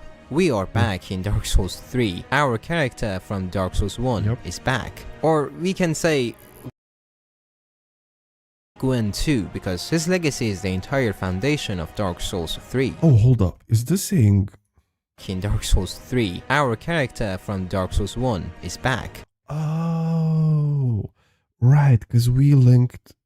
Canonically, we linked the fire in Dark Souls 1, so we are part of Soul of Cinder. The player character. I think that's what it's saying. Or we can say Gwen 2, because I'll open up that video, Reg. his legacy is the entire foundation of Dark Souls 3. Yep, we are the second linker of fire. Yeah, after Gwen. The Lords of Cinder are basically new versions of him, once heroes who linked the fire, now hollowed into husks. And when you reach the end, you fight the Soul of Cinder, a being made from every lord who's ever linked the flame, Gwen included, us included. His music, his movesets, his presence, it's all there. It's Gwen's final encore, or ours. What was once feared becomes pathetic, what was once divine becomes monstrous, and what was once heroic is forgotten. Here's the big theme tying DS1 and DS3 together. Futility. Dark Souls 1 was about beginnings. The first flame, the start of the curse, the first fall of kingdoms. DS3 is about endings. Yep. Fire reduced to embers, gods eaten or forgotten, whole civilizations ground into ash. That's why DS3's world feels like a college of DS1 locations. Farron, Orlando, Smoldering Lake, even Firelink Shrine. Time and space are literally collapsing, folding the remnants of past ages into one dying world. It's not fan service, it's the lore made physical. And what about your choices in Dark Souls 2? Link the fire, steal the fire, or let it die. None are truly good. Linking the fire continues the suffering. Usurping it makes you the new tyrant. Letting it die embraces the abyss. The message is clear. Every age burns out. The only choice is how you face the end. The Firekeeper's Eyes item literally says, eyes show a world without fire. If you give them to her, she offers the true dark ending. The world fading into an age of man. It's a hidden callback to the DS1 Dark Lord ending, but framed as peaceful instead of sinister. Uria of Londor constantly calls you Lord of Hollows. Londor is built on Kathel's legacy from DS1, the primordial serpents who wanted you to reject fire. DS3 confirms that Kathel's disciples never give up, and they've been waiting for this exact moment. And this futility isn't just shown in kingdoms, it's carved into the characters themselves. Andre still hammering, Patches still scheming, Sigward reliving Sigmayr's fate, even Havel raised from death to fight again. These aren't just camos, they're proof that the cycle devours not just places and themes, but people too. So what's the connection between Dark Souls 1 and Dark Souls 3? It's not just callbacks or Easter eggs or characters that are available in the game, it's a story about cycles. Lordran's golden age decays into Lothric's ash. The gods of DS1 become the monsters of DS3. Every great legacy crumbles, and the fire that began it all finally sputters out. DS1 is the birth of the curse. DS3 is its funeral. And that's why when you stand in the kiln of the first flame at the end of DS3, fighting the soul of Cinder, the literal embodiment of every hero who linked the flame before you, it feels like the entire trilogy has come full circle. Dark Souls isn't about winning, it's about persistence in the face of inevitable loss. And maybe that's what keeps us lighting that bonfire one more time. Good video. Thank you for linking it, Raj. I do think what I like about Dark Souls lore and this world and this story is in fact the theme of cycles repeating, and the way this guy pointed out, Dark Souls 1 is all about beginnings, the first flame, the first linking, and Dark Souls 3 is about the end of that linking. Somehow, I don't know why, but personally to me, it makes sense to end the cycles, to end something if I know it's going to be reborn, if I know the ending is not like final. Rebirth is an interesting concept that I think these games explore pretty well. If you pay attention to it, that is. Ooh. Rach, this is 24 minutes. It's a long one. I think I'm gonna go to the boss tier list straight up after this. Like, not after this, right now. Because that's gonna take me like 30 or 40 minutes. And I don't want to run like too long. That's what Miyazaki wants. Remember the DLC one line, unlike the fools on the outside, it's about Miyazaki too. He moved on from Dark Souls. Very poetic in that sense. He wants a clean ending. Oh, yeah, that's true, right? Because before I got into these games, I kind of thought about them, and I'm including like Bloodborne, Elden Ring, Sekiro. I thought that they were much, much closer together. I don't know why I had that perception. It was just something in my mind. But now having played like the two of the original trilogy, it really feels... I'm going to speak for Dark Souls 2 here as well. But it feels like a trilogy with its beginning, with its end. And then everything else is mostly like gameplay related at best. Because I kind of even thought Elden Ring was maybe more connected to Dark Souls, but now I know, or I can make an educated guess that it's not that related or related at all. All right, so I'll watch this video in particular later, because I feel like there might be some overlap. Let's jump into Dark Souls 3 boss tier list. Yes. Because this is going to be like a good uh, half an hour. Oh, half an hour. Hello. Template. Reset. There we go. Okay. You know what? For this part, I'm gonna break this out as a YouTube video. And for that reason alone, I don't want chat on screen. So I'm gonna turn that off. Okay.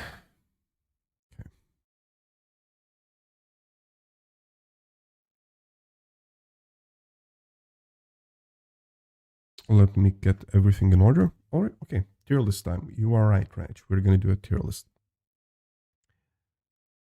Hello, folks. We have just completed Dark Souls 3, including all the DLCs for the first time, and fresh off finishing the game, I'm gonna try and rank the bosses, rank them in a tier list. I didn't think about this too much. However, having done this for DS1, I did have at the back of my mind thoughts, hey, I might do this for DS3 as well. So,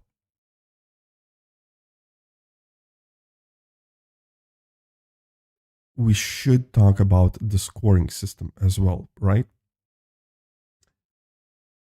Also, Raj, not a problem. I can edit this out. I did that on my DS1 video. It flowed pretty well. I might peek into chat. Yeah, I might peek into chat. I might read a bit. Actually, if you have anything to bounce off of, if you do, yeah, type it out. I might use this as like a bouncing off point. Maybe something you write triggers a thought in my mind, you know? That's how streams work in the first place. It's a collaborative effort. You know what I meant.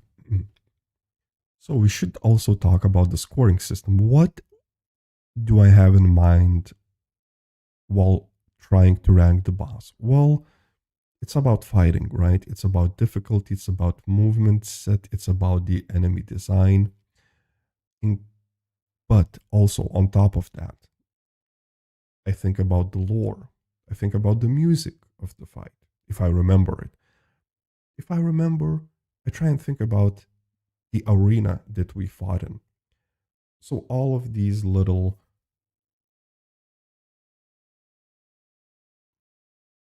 whatchamacallit? So that is everything that I will include in my ranking.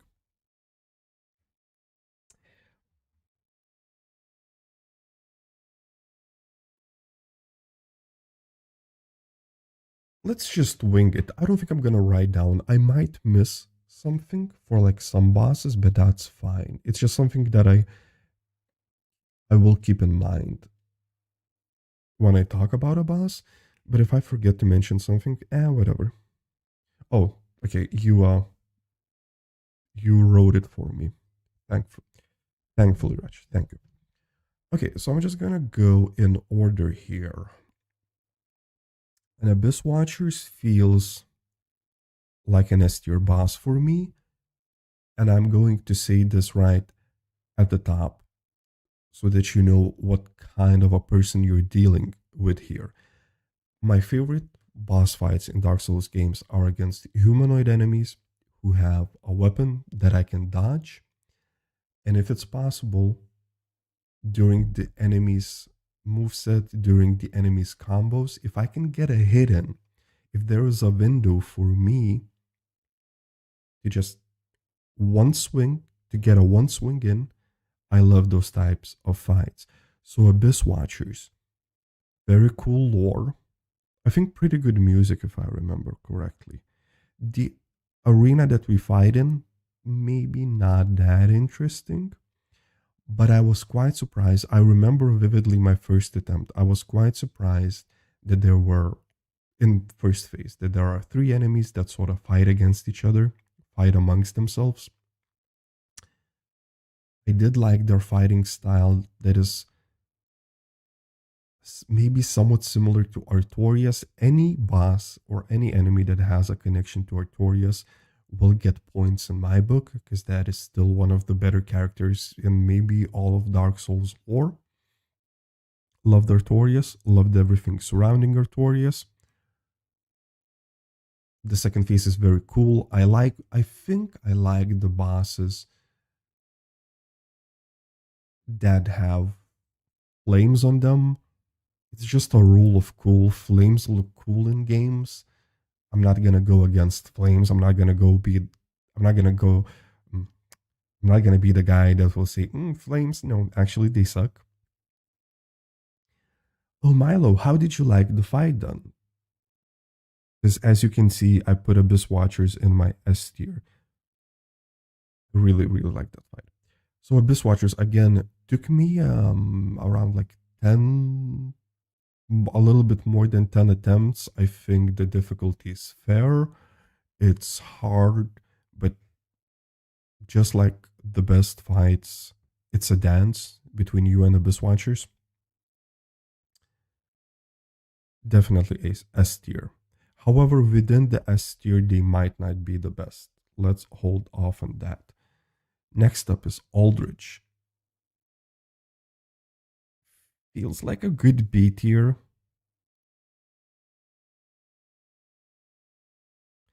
Interesting move set.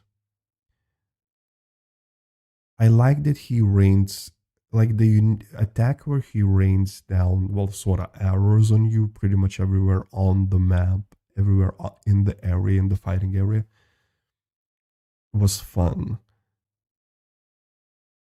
A mix between this sort of grounded humanoid monster and a mage is a little bit unique in Dark Souls. I think not a lot of bosses are sort of a combination of both. I like the design. The lore is very cool.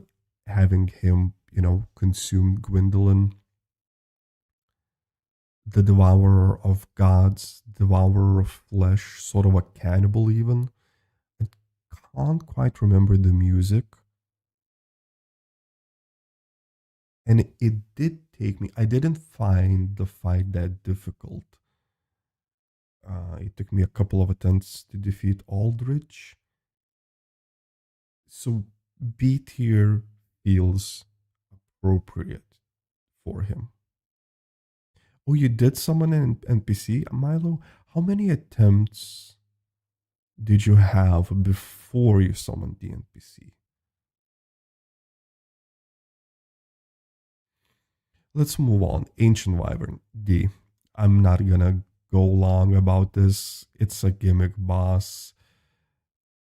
The only nice thing I could say about this, the animation where you actually execute the dodge and the kill, the actual animation is pretty fun. Besides that, one of the bosses that I think I'll forget the quickest after this playthrough. The best boss in the franchise? No, Raj. Only one attempt, Milo. Milo, you should have done a couple. You should have done a couple before summoning. Harder than Pinwheel. Didn't Grants manage to die to Pinwheel? Am I making that up? Someone managed to die to Pinwheel. Which is okay, Champion Gundyr. Interesting. So I think, oh no, there are two Gundyrs. Okay, interesting. Grants did die to Pinwheel. Yeah. Champion has to be. Yeah. Champion Gundyr is A for a couple of reasons. If I'm talking about the lore, I think I have to include Udix Gundyr here as well. Because I'm talking more on his part. Him being the gatekeeper, him being the first boss you have to defeat to sort of, progress further, to show your worth as a player and as a character. That is a very cool detail. You can do it, it's their part of the game. yeah, I think I like to. The bosses, you usually don't even get to see everything a boss brings on your first attempt or even on your like first couple of attempts. There might be attacks you miss, there might be something you miss. So I really think you gotta go at least a couple of times to sort of get to know the boss. Once you get to know them, once you're bored of them, once you don't want to spend any time with them, sure, summon a friend. That's also, yeah, Astral. If that's the way you want to play, totally fine. And Champion Gundyr, why am I putting him in S tier? He, besides Frida, he might have been the second hardest boss for me specifically, because the way I like to play against bosses, to fight against bosses, is to keep as close to them as possible. And Gundyr had this little kick, or that shoulder check, that consistently bumped me off of him. And I had a hard time keeping close to him. That's why I died maybe 30 times to him. So, in terms of difficulty, for me, it was a difficult boss. I really liked his moveset because, as I've said, the kick and the shoulder check, it sort of reminded me of a fighting game character, like a street fight character, less of a Dark Souls boss, which I think is kind of unique and also definitely my vibe. The area, especially for Champion Gundyr, kind of cool. I don't remember the music, to be fair. S tier. And actually, just for now, I'm going to put him above Abyss Watchers. Moving on. Easy D tier. The Wolf and the Grave Defender. Didn't like the Wolf. Didn't like the Defender. Didn't like the Defender part of the fight. Didn't like the Grave. No. Once again, take two. Didn't like the Wolf part of the fight. Didn't like the Grave Defender part of the fight. The music didn't stood out to me. Difficulty wasn't high, meaning the fight wasn't hard. If there was any interesting lore, I probably missed it. D tier. I'm not gonna think too much about it. Crystal Sage. Also D tier, but slightly above both the previous bosses in the D tier. Is it the first mage boss you fight in DS3? I think it could be.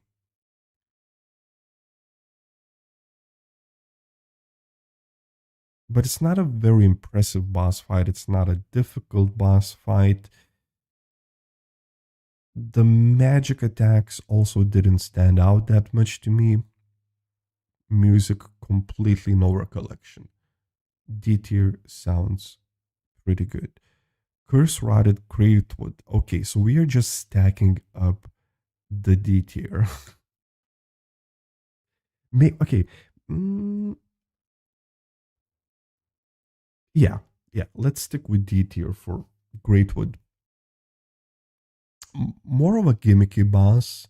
The arena, I did like. Okay, so maybe the best part of that fight is when you fall through the ground for the first time. Like, that is a genuine shock. I remember fighting him and just going, whoop, I guess that happened. At first, I think I didn't even realize that was intentional. I thought that I was going to die from fall damage, but I didn't. Hitting those little balls everywhere around his body, again, sort of gimmicky. It took me some time to figure out, but I think I got it pretty quickly. Didn't take me a lot of attempts, not that hard of a fight. I couldn't tell you anything about the music lore. As far as I know, either non existent or I didn't catch it. D tier seems like where he belongs. Dancer of the Boreal Valley, easily S tier. And also the best amongst the current S tiers. Let's see if Dancer ends the video as the best boss in the game, personally, for me. So why is it the best boss? I have to note this. I defeated Dancer after, I think, pretty quickly after Deacons and Abyss Watchers. So I was slightly underleveled. One person asked me to fight Dancer earlier in the game, and I did. Why did I like the fight? Very good music, very fun music. I can hear it right now. While I'm talking, it's playing in the background. I like the lore, her being sort of abused by Pontiff Sullivan and being turned from a dancer into fighter. Very cool. I like the design. I like the outfit that she has. Her attacks, especially in the second phase with two swords, very cinematic. Good movements, good move set. There's a good rhythm to the fight. And the way that she, in addition to her music, I can hear the way she breathes. Like when she would exhale, like that's one of the first sounds that comes to mind when I'm trying to think about Dancer of the Boreal Valley. Definitely a steer, definitely the best boss. Also took me maybe 30 attempts total to defeat her. Big thumbs up. You were shaving it? Okay, you didn't miss too much. I'm just waxing poetically about the bosses here. Quite a few of them in D tier already. Okay, so Dark Eater Midir. Thankfully, Fargo is actually not here for this part. Let me drink. Dark Eater Midir. I think this might be my hottest take. In general, I am out on dragons. Dark Eater Midir was a fight that I think was slightly overhyped for me.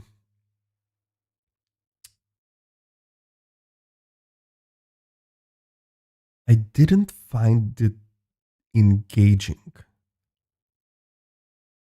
personally. Obviously, this is my own opinion. I just spent a bunch of time underneath the boss. I got the comments that this is not the way you're supposed to fight him. And I did miss out on a lot of his Godzilla like beam attacks.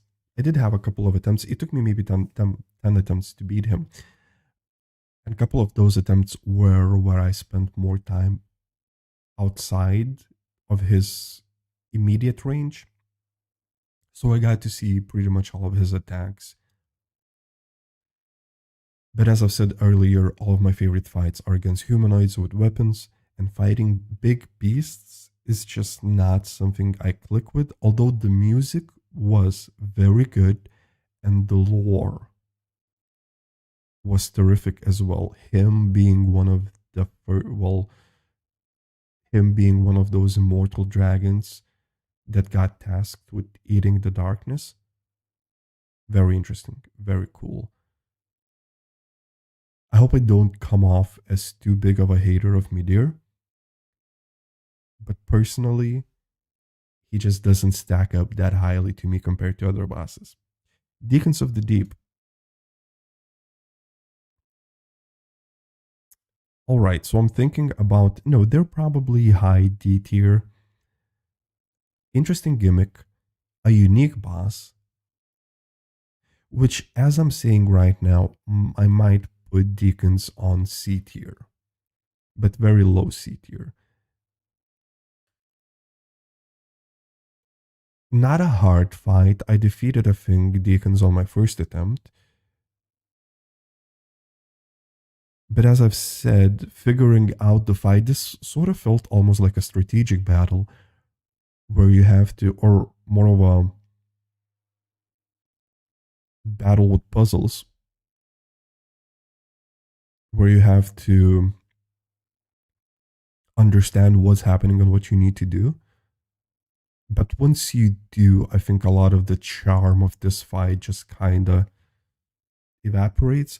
I think the music was quite nice though, and the lores and the lore of the deacons, also quite strong.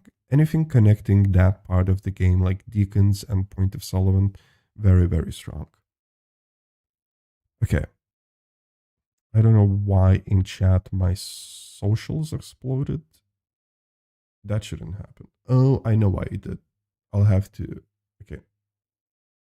I'll get that sorted. Continuing with the ranking, Demon Prince.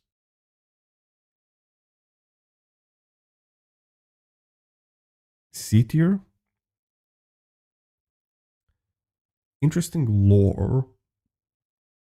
Just the fact that they were the last, well, basically the last of the demon royal bloodline that connects with the Isolate part of the game from DS1. I think the fight is like very quick. It's a fight against two bosses. So I wouldn't say it's a hard fight, but it took me a couple of attempts, maybe two or three. But I might have gotten lucky because it felt very perilous. The fight somehow felt very dangerous. Maybe it's the fact that there's two of them. But ultimately, I didn't have too much trouble with it. The fighting arena also adds a couple of points since we are fighting, if I remember correctly, what was once was the Firelink Shrine from the first game. So in the middle of C tier seems appropriate. New York got nuked by Trump. Raj, you gotta start a little bit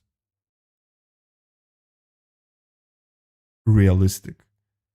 Like saying something Trump tweeted on Truth Social, obviously, about nuking Minnesota, for example. I wouldn't have believed that, but for a second there, I might have doubted myself. Nuking New York, come on. He's not gonna nuke New York because he loves Mamdani too much. He loves that guy. He got rizzed up by Mamdani. Okay, so what about Dragon Slayer armor then? C tier, and I'll tell you why. It's one of the few tracks where I remember the music very well, and I kind of thought to myself, and I think I even said it out loud while we were fighting the Dragon Slayer armor.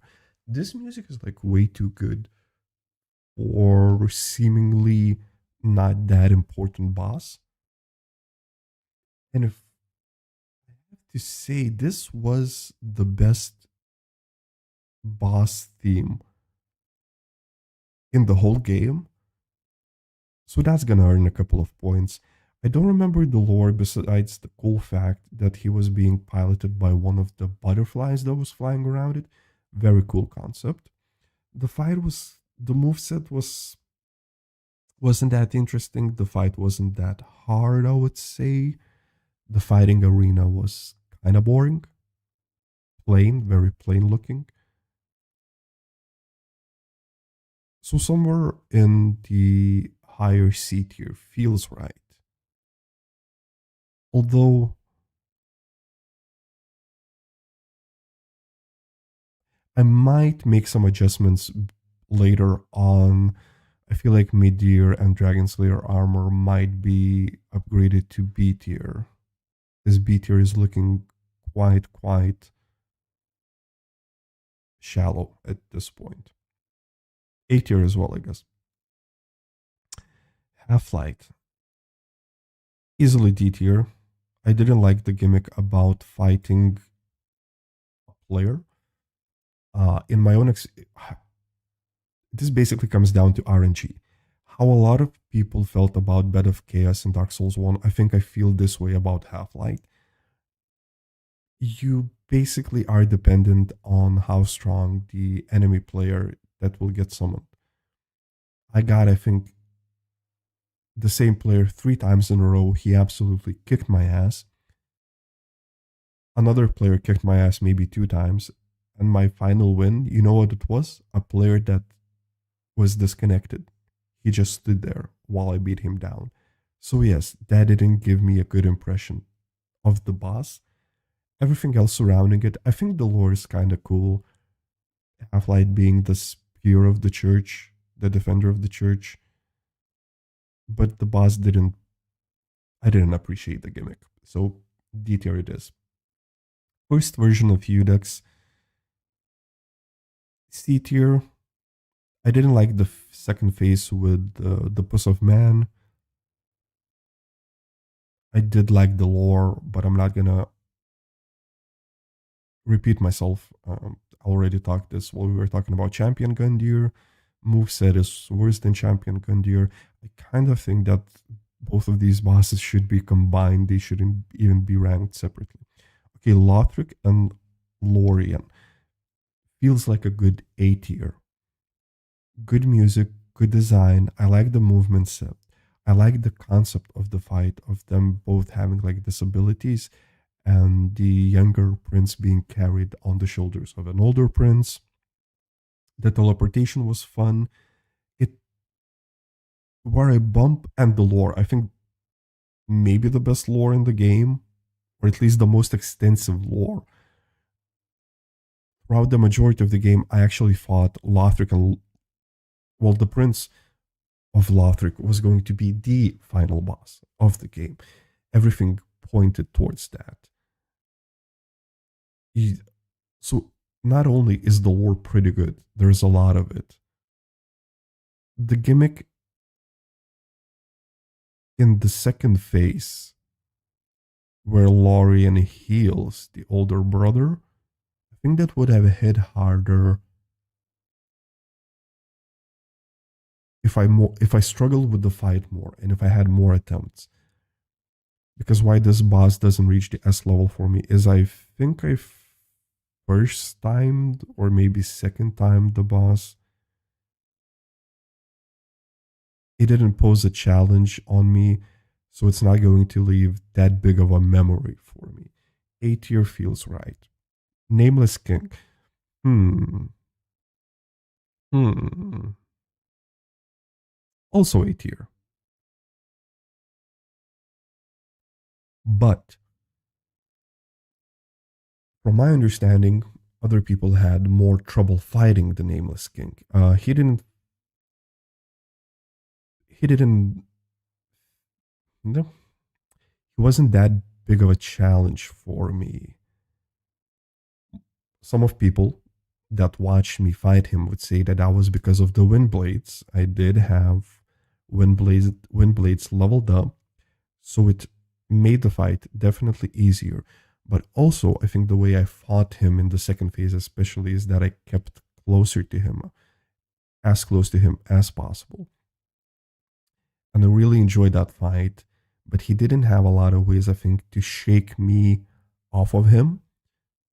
So I first timed his second phase.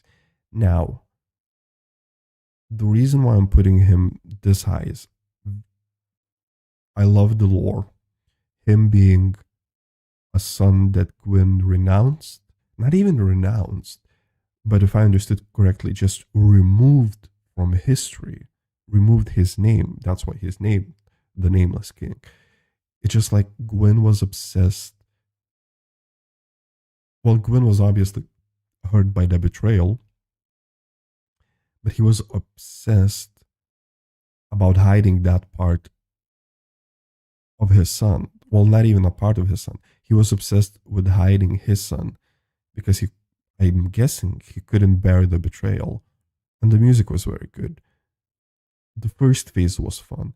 And the fighting arena is very unique. You're shrouded by this fog, right? Quite unique from all the other bosses. A tier feels definitely right. Aceros, B plus, again, mostly for the lore. I didn't fight the fight difficult. Took me maybe a couple of, or maybe even I think I defeated him on my first attempt. Wind blades, very good weapons, it turns out. Cool lore about a king gone mad seeking the power of dragons and Seath in particular. I remember this vividly. I was very creeped out by the fact that he spoke to you both during the cinematic and the actual fight. I think it's the first boss that does that in the Dark Souls games that I played, in Dark Souls 1 and Dark Souls 3. That like really stood out to me. I think I'll remember Osiris as the boss that talked. And let me tell you, the things that he was saying, I did not want to actually listen. So I quickly shut him up. B tier feels right. Old Demon King.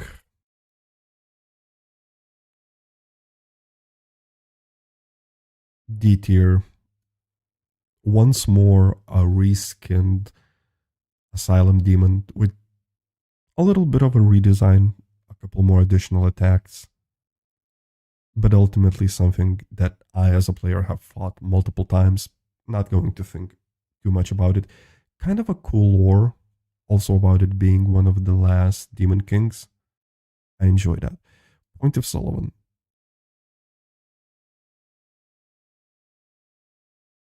A tier. Cool design, cool movement set. I like the second phase where he gets a shadow.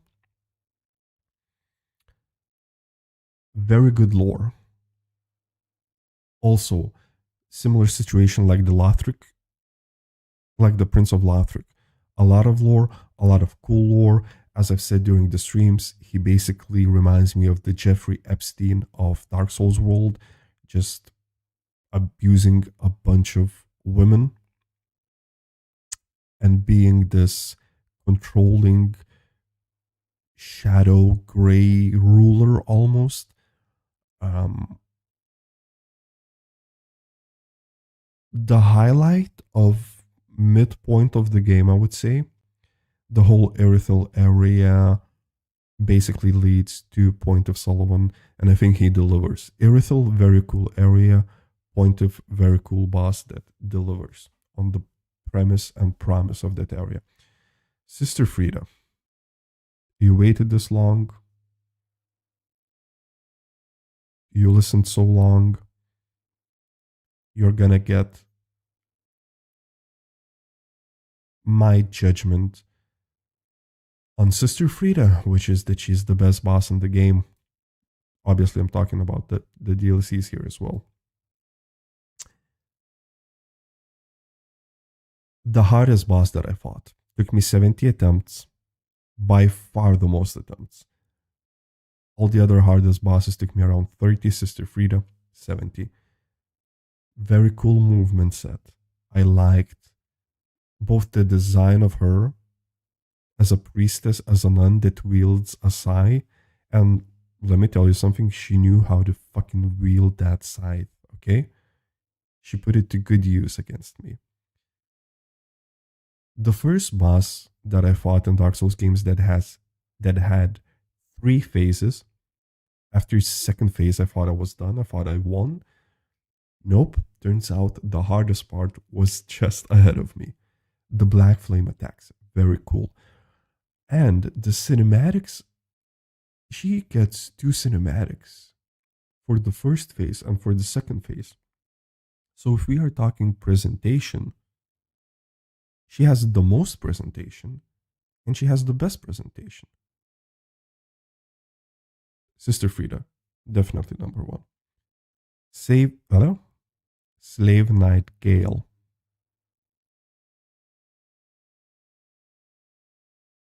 Definitely S tier. Now I'm thinking, where should I put him?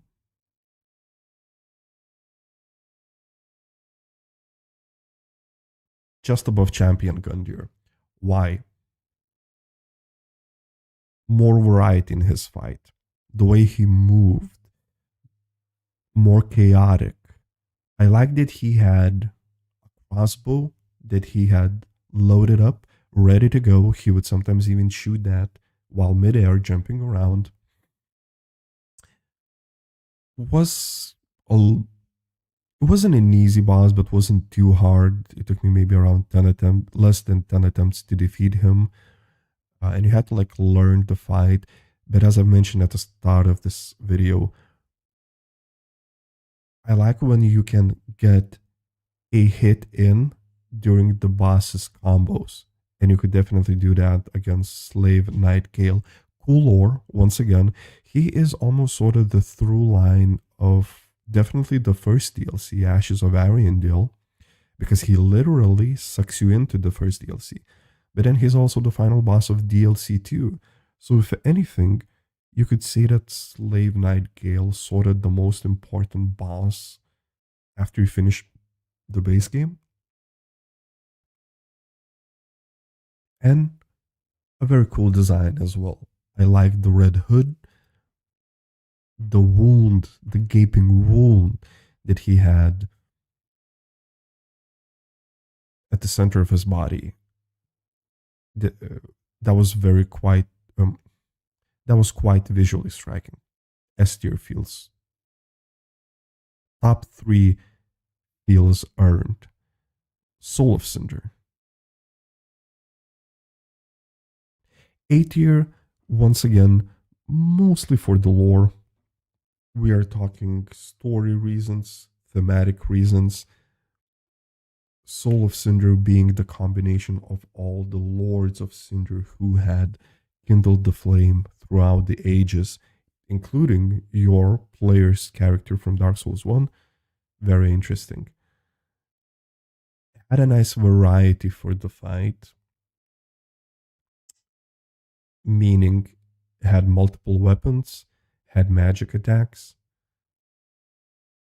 humanoid that wields a fire weapon will get points from me. I won't surprise you at this point by saying that. And finally, you get to hear pieces of Gwyn's theme song, which is after having completed 2 games, still I think the best theme song for a Dark Souls boss. Award of the Boreal Valley, C tier, pretty low C tier. Basically, the second boss, if I remember correctly,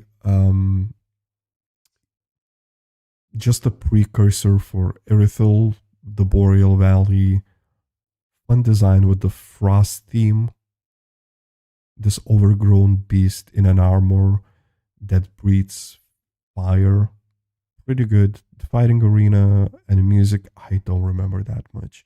C tier feels pretty well earned for Vort. High Lord Volnir.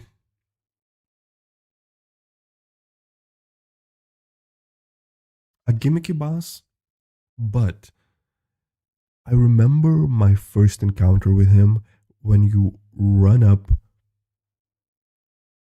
to this fall wall. When you run up to this wall of fog and his skeleton hand just like reaches out and slams down. That was a pretty cool ass moment. Loved it. The fight itself, not too hard. Again, kind of gimmicky. Interesting ish lore.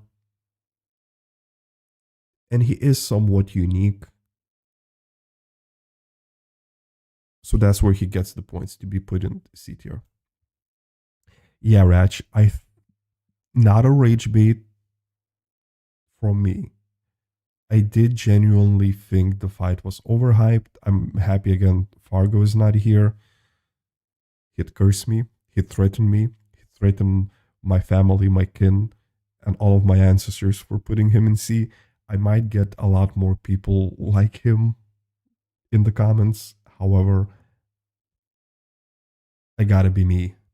I gotta stand by my convictions. I gotta fight for myself. I gotta be true to myself. I'm not a liar.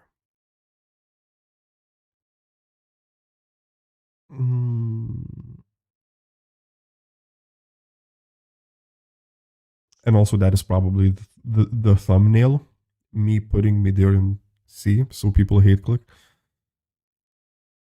Okay, and finally, Yorm the Giant, the biggest boss, quite literally, meaning in his physical stature. Saved for last. I'm gonna put him in C tier, in the middle of C tier. Again, mostly because of two reasons. I do like his design. As I said, the biggest boss, and I do like his weapon. The weapon looks cool. But the biggest amounts of points Yorm gets is for the lore.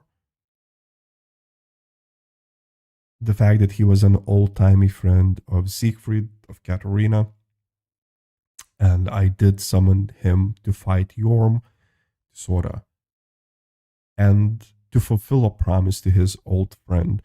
The most personal boss fight of the whole series, maybe even, at least felt personal. So the stakes, stakes were personal, while the man, the enemy, the boss himself was actually fucking huge. And even besides the personal lore and the personal stakes, I found the surrounding lore of him being the giant that tried to extinguish the flame in the profane capital, or extinguish that flame. I found that also quite interesting and something that has stuck with me about Yorm. You hate tier lists? Remember you got bored of Grand's DS1 tier list? I don't actually remember that, Raj. I don't have that good of a memory. But yes, that is the tier list done. Quickly scanning anything. I will look through if I want to make any small adjustments before finalizing the list.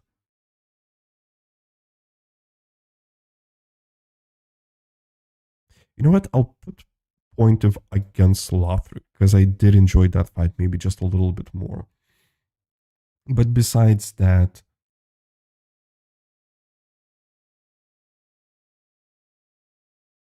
you know what? No, I'm not gonna do it. For the last second, I thought about maybe putting Dark Eater Midir into B tier. No, I'm gonna stick with C. I'm gonna stick with C. I have to be true to myself. So, thank you for watching the video. If you have any thoughts about my own ranking, again, a very personal ranking, please let me know your thoughts down below. Okay, I'll save the VOD, I'll download the VOD, I'll cook up a YouTube video in a couple of weeks. I'll have to download this as well. So, this is the end of Dark Souls 3 for me and for the stream. As I said, we'll be streaming Soma tomorrow. Ratch. Edit the video with this. Put the boss picture and a snippet of the music as an intro even before the boss is mentioned. I think sure. I mean, I'll be putting music in the background anyway. Okay. Ratch, thank you so much for staying with me during these Dark Souls playthroughs. Appreciate it. 1 second.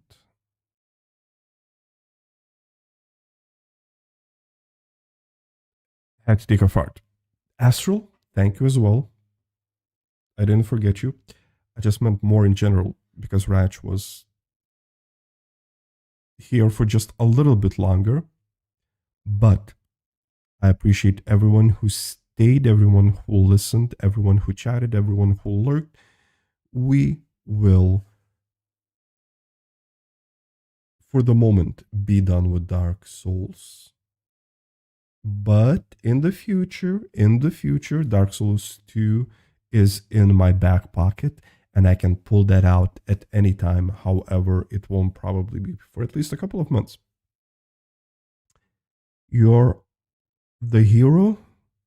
You're a very decorated chatter. You did your time in the chatter's minds. Or not maybe in the minds, but like on the battlefield. On the front line. You were there on the front line.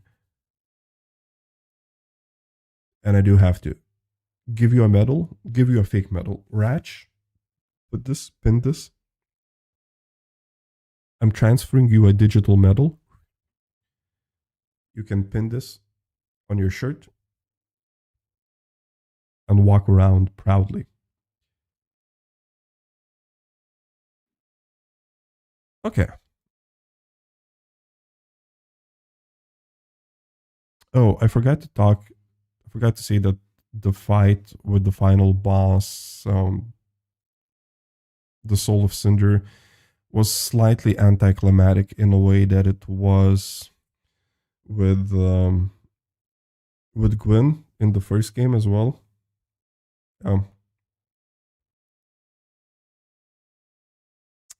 But whatever. Watch your video now. No, that I'm ending the stream. Thank you for sharing the video, but I am calling it quits.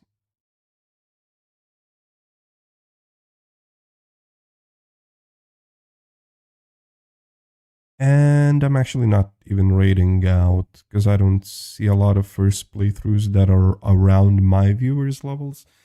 There are a couple of people that are online, but whatever. Fake React streamer. I did an hour of reaction, maybe an hour straight of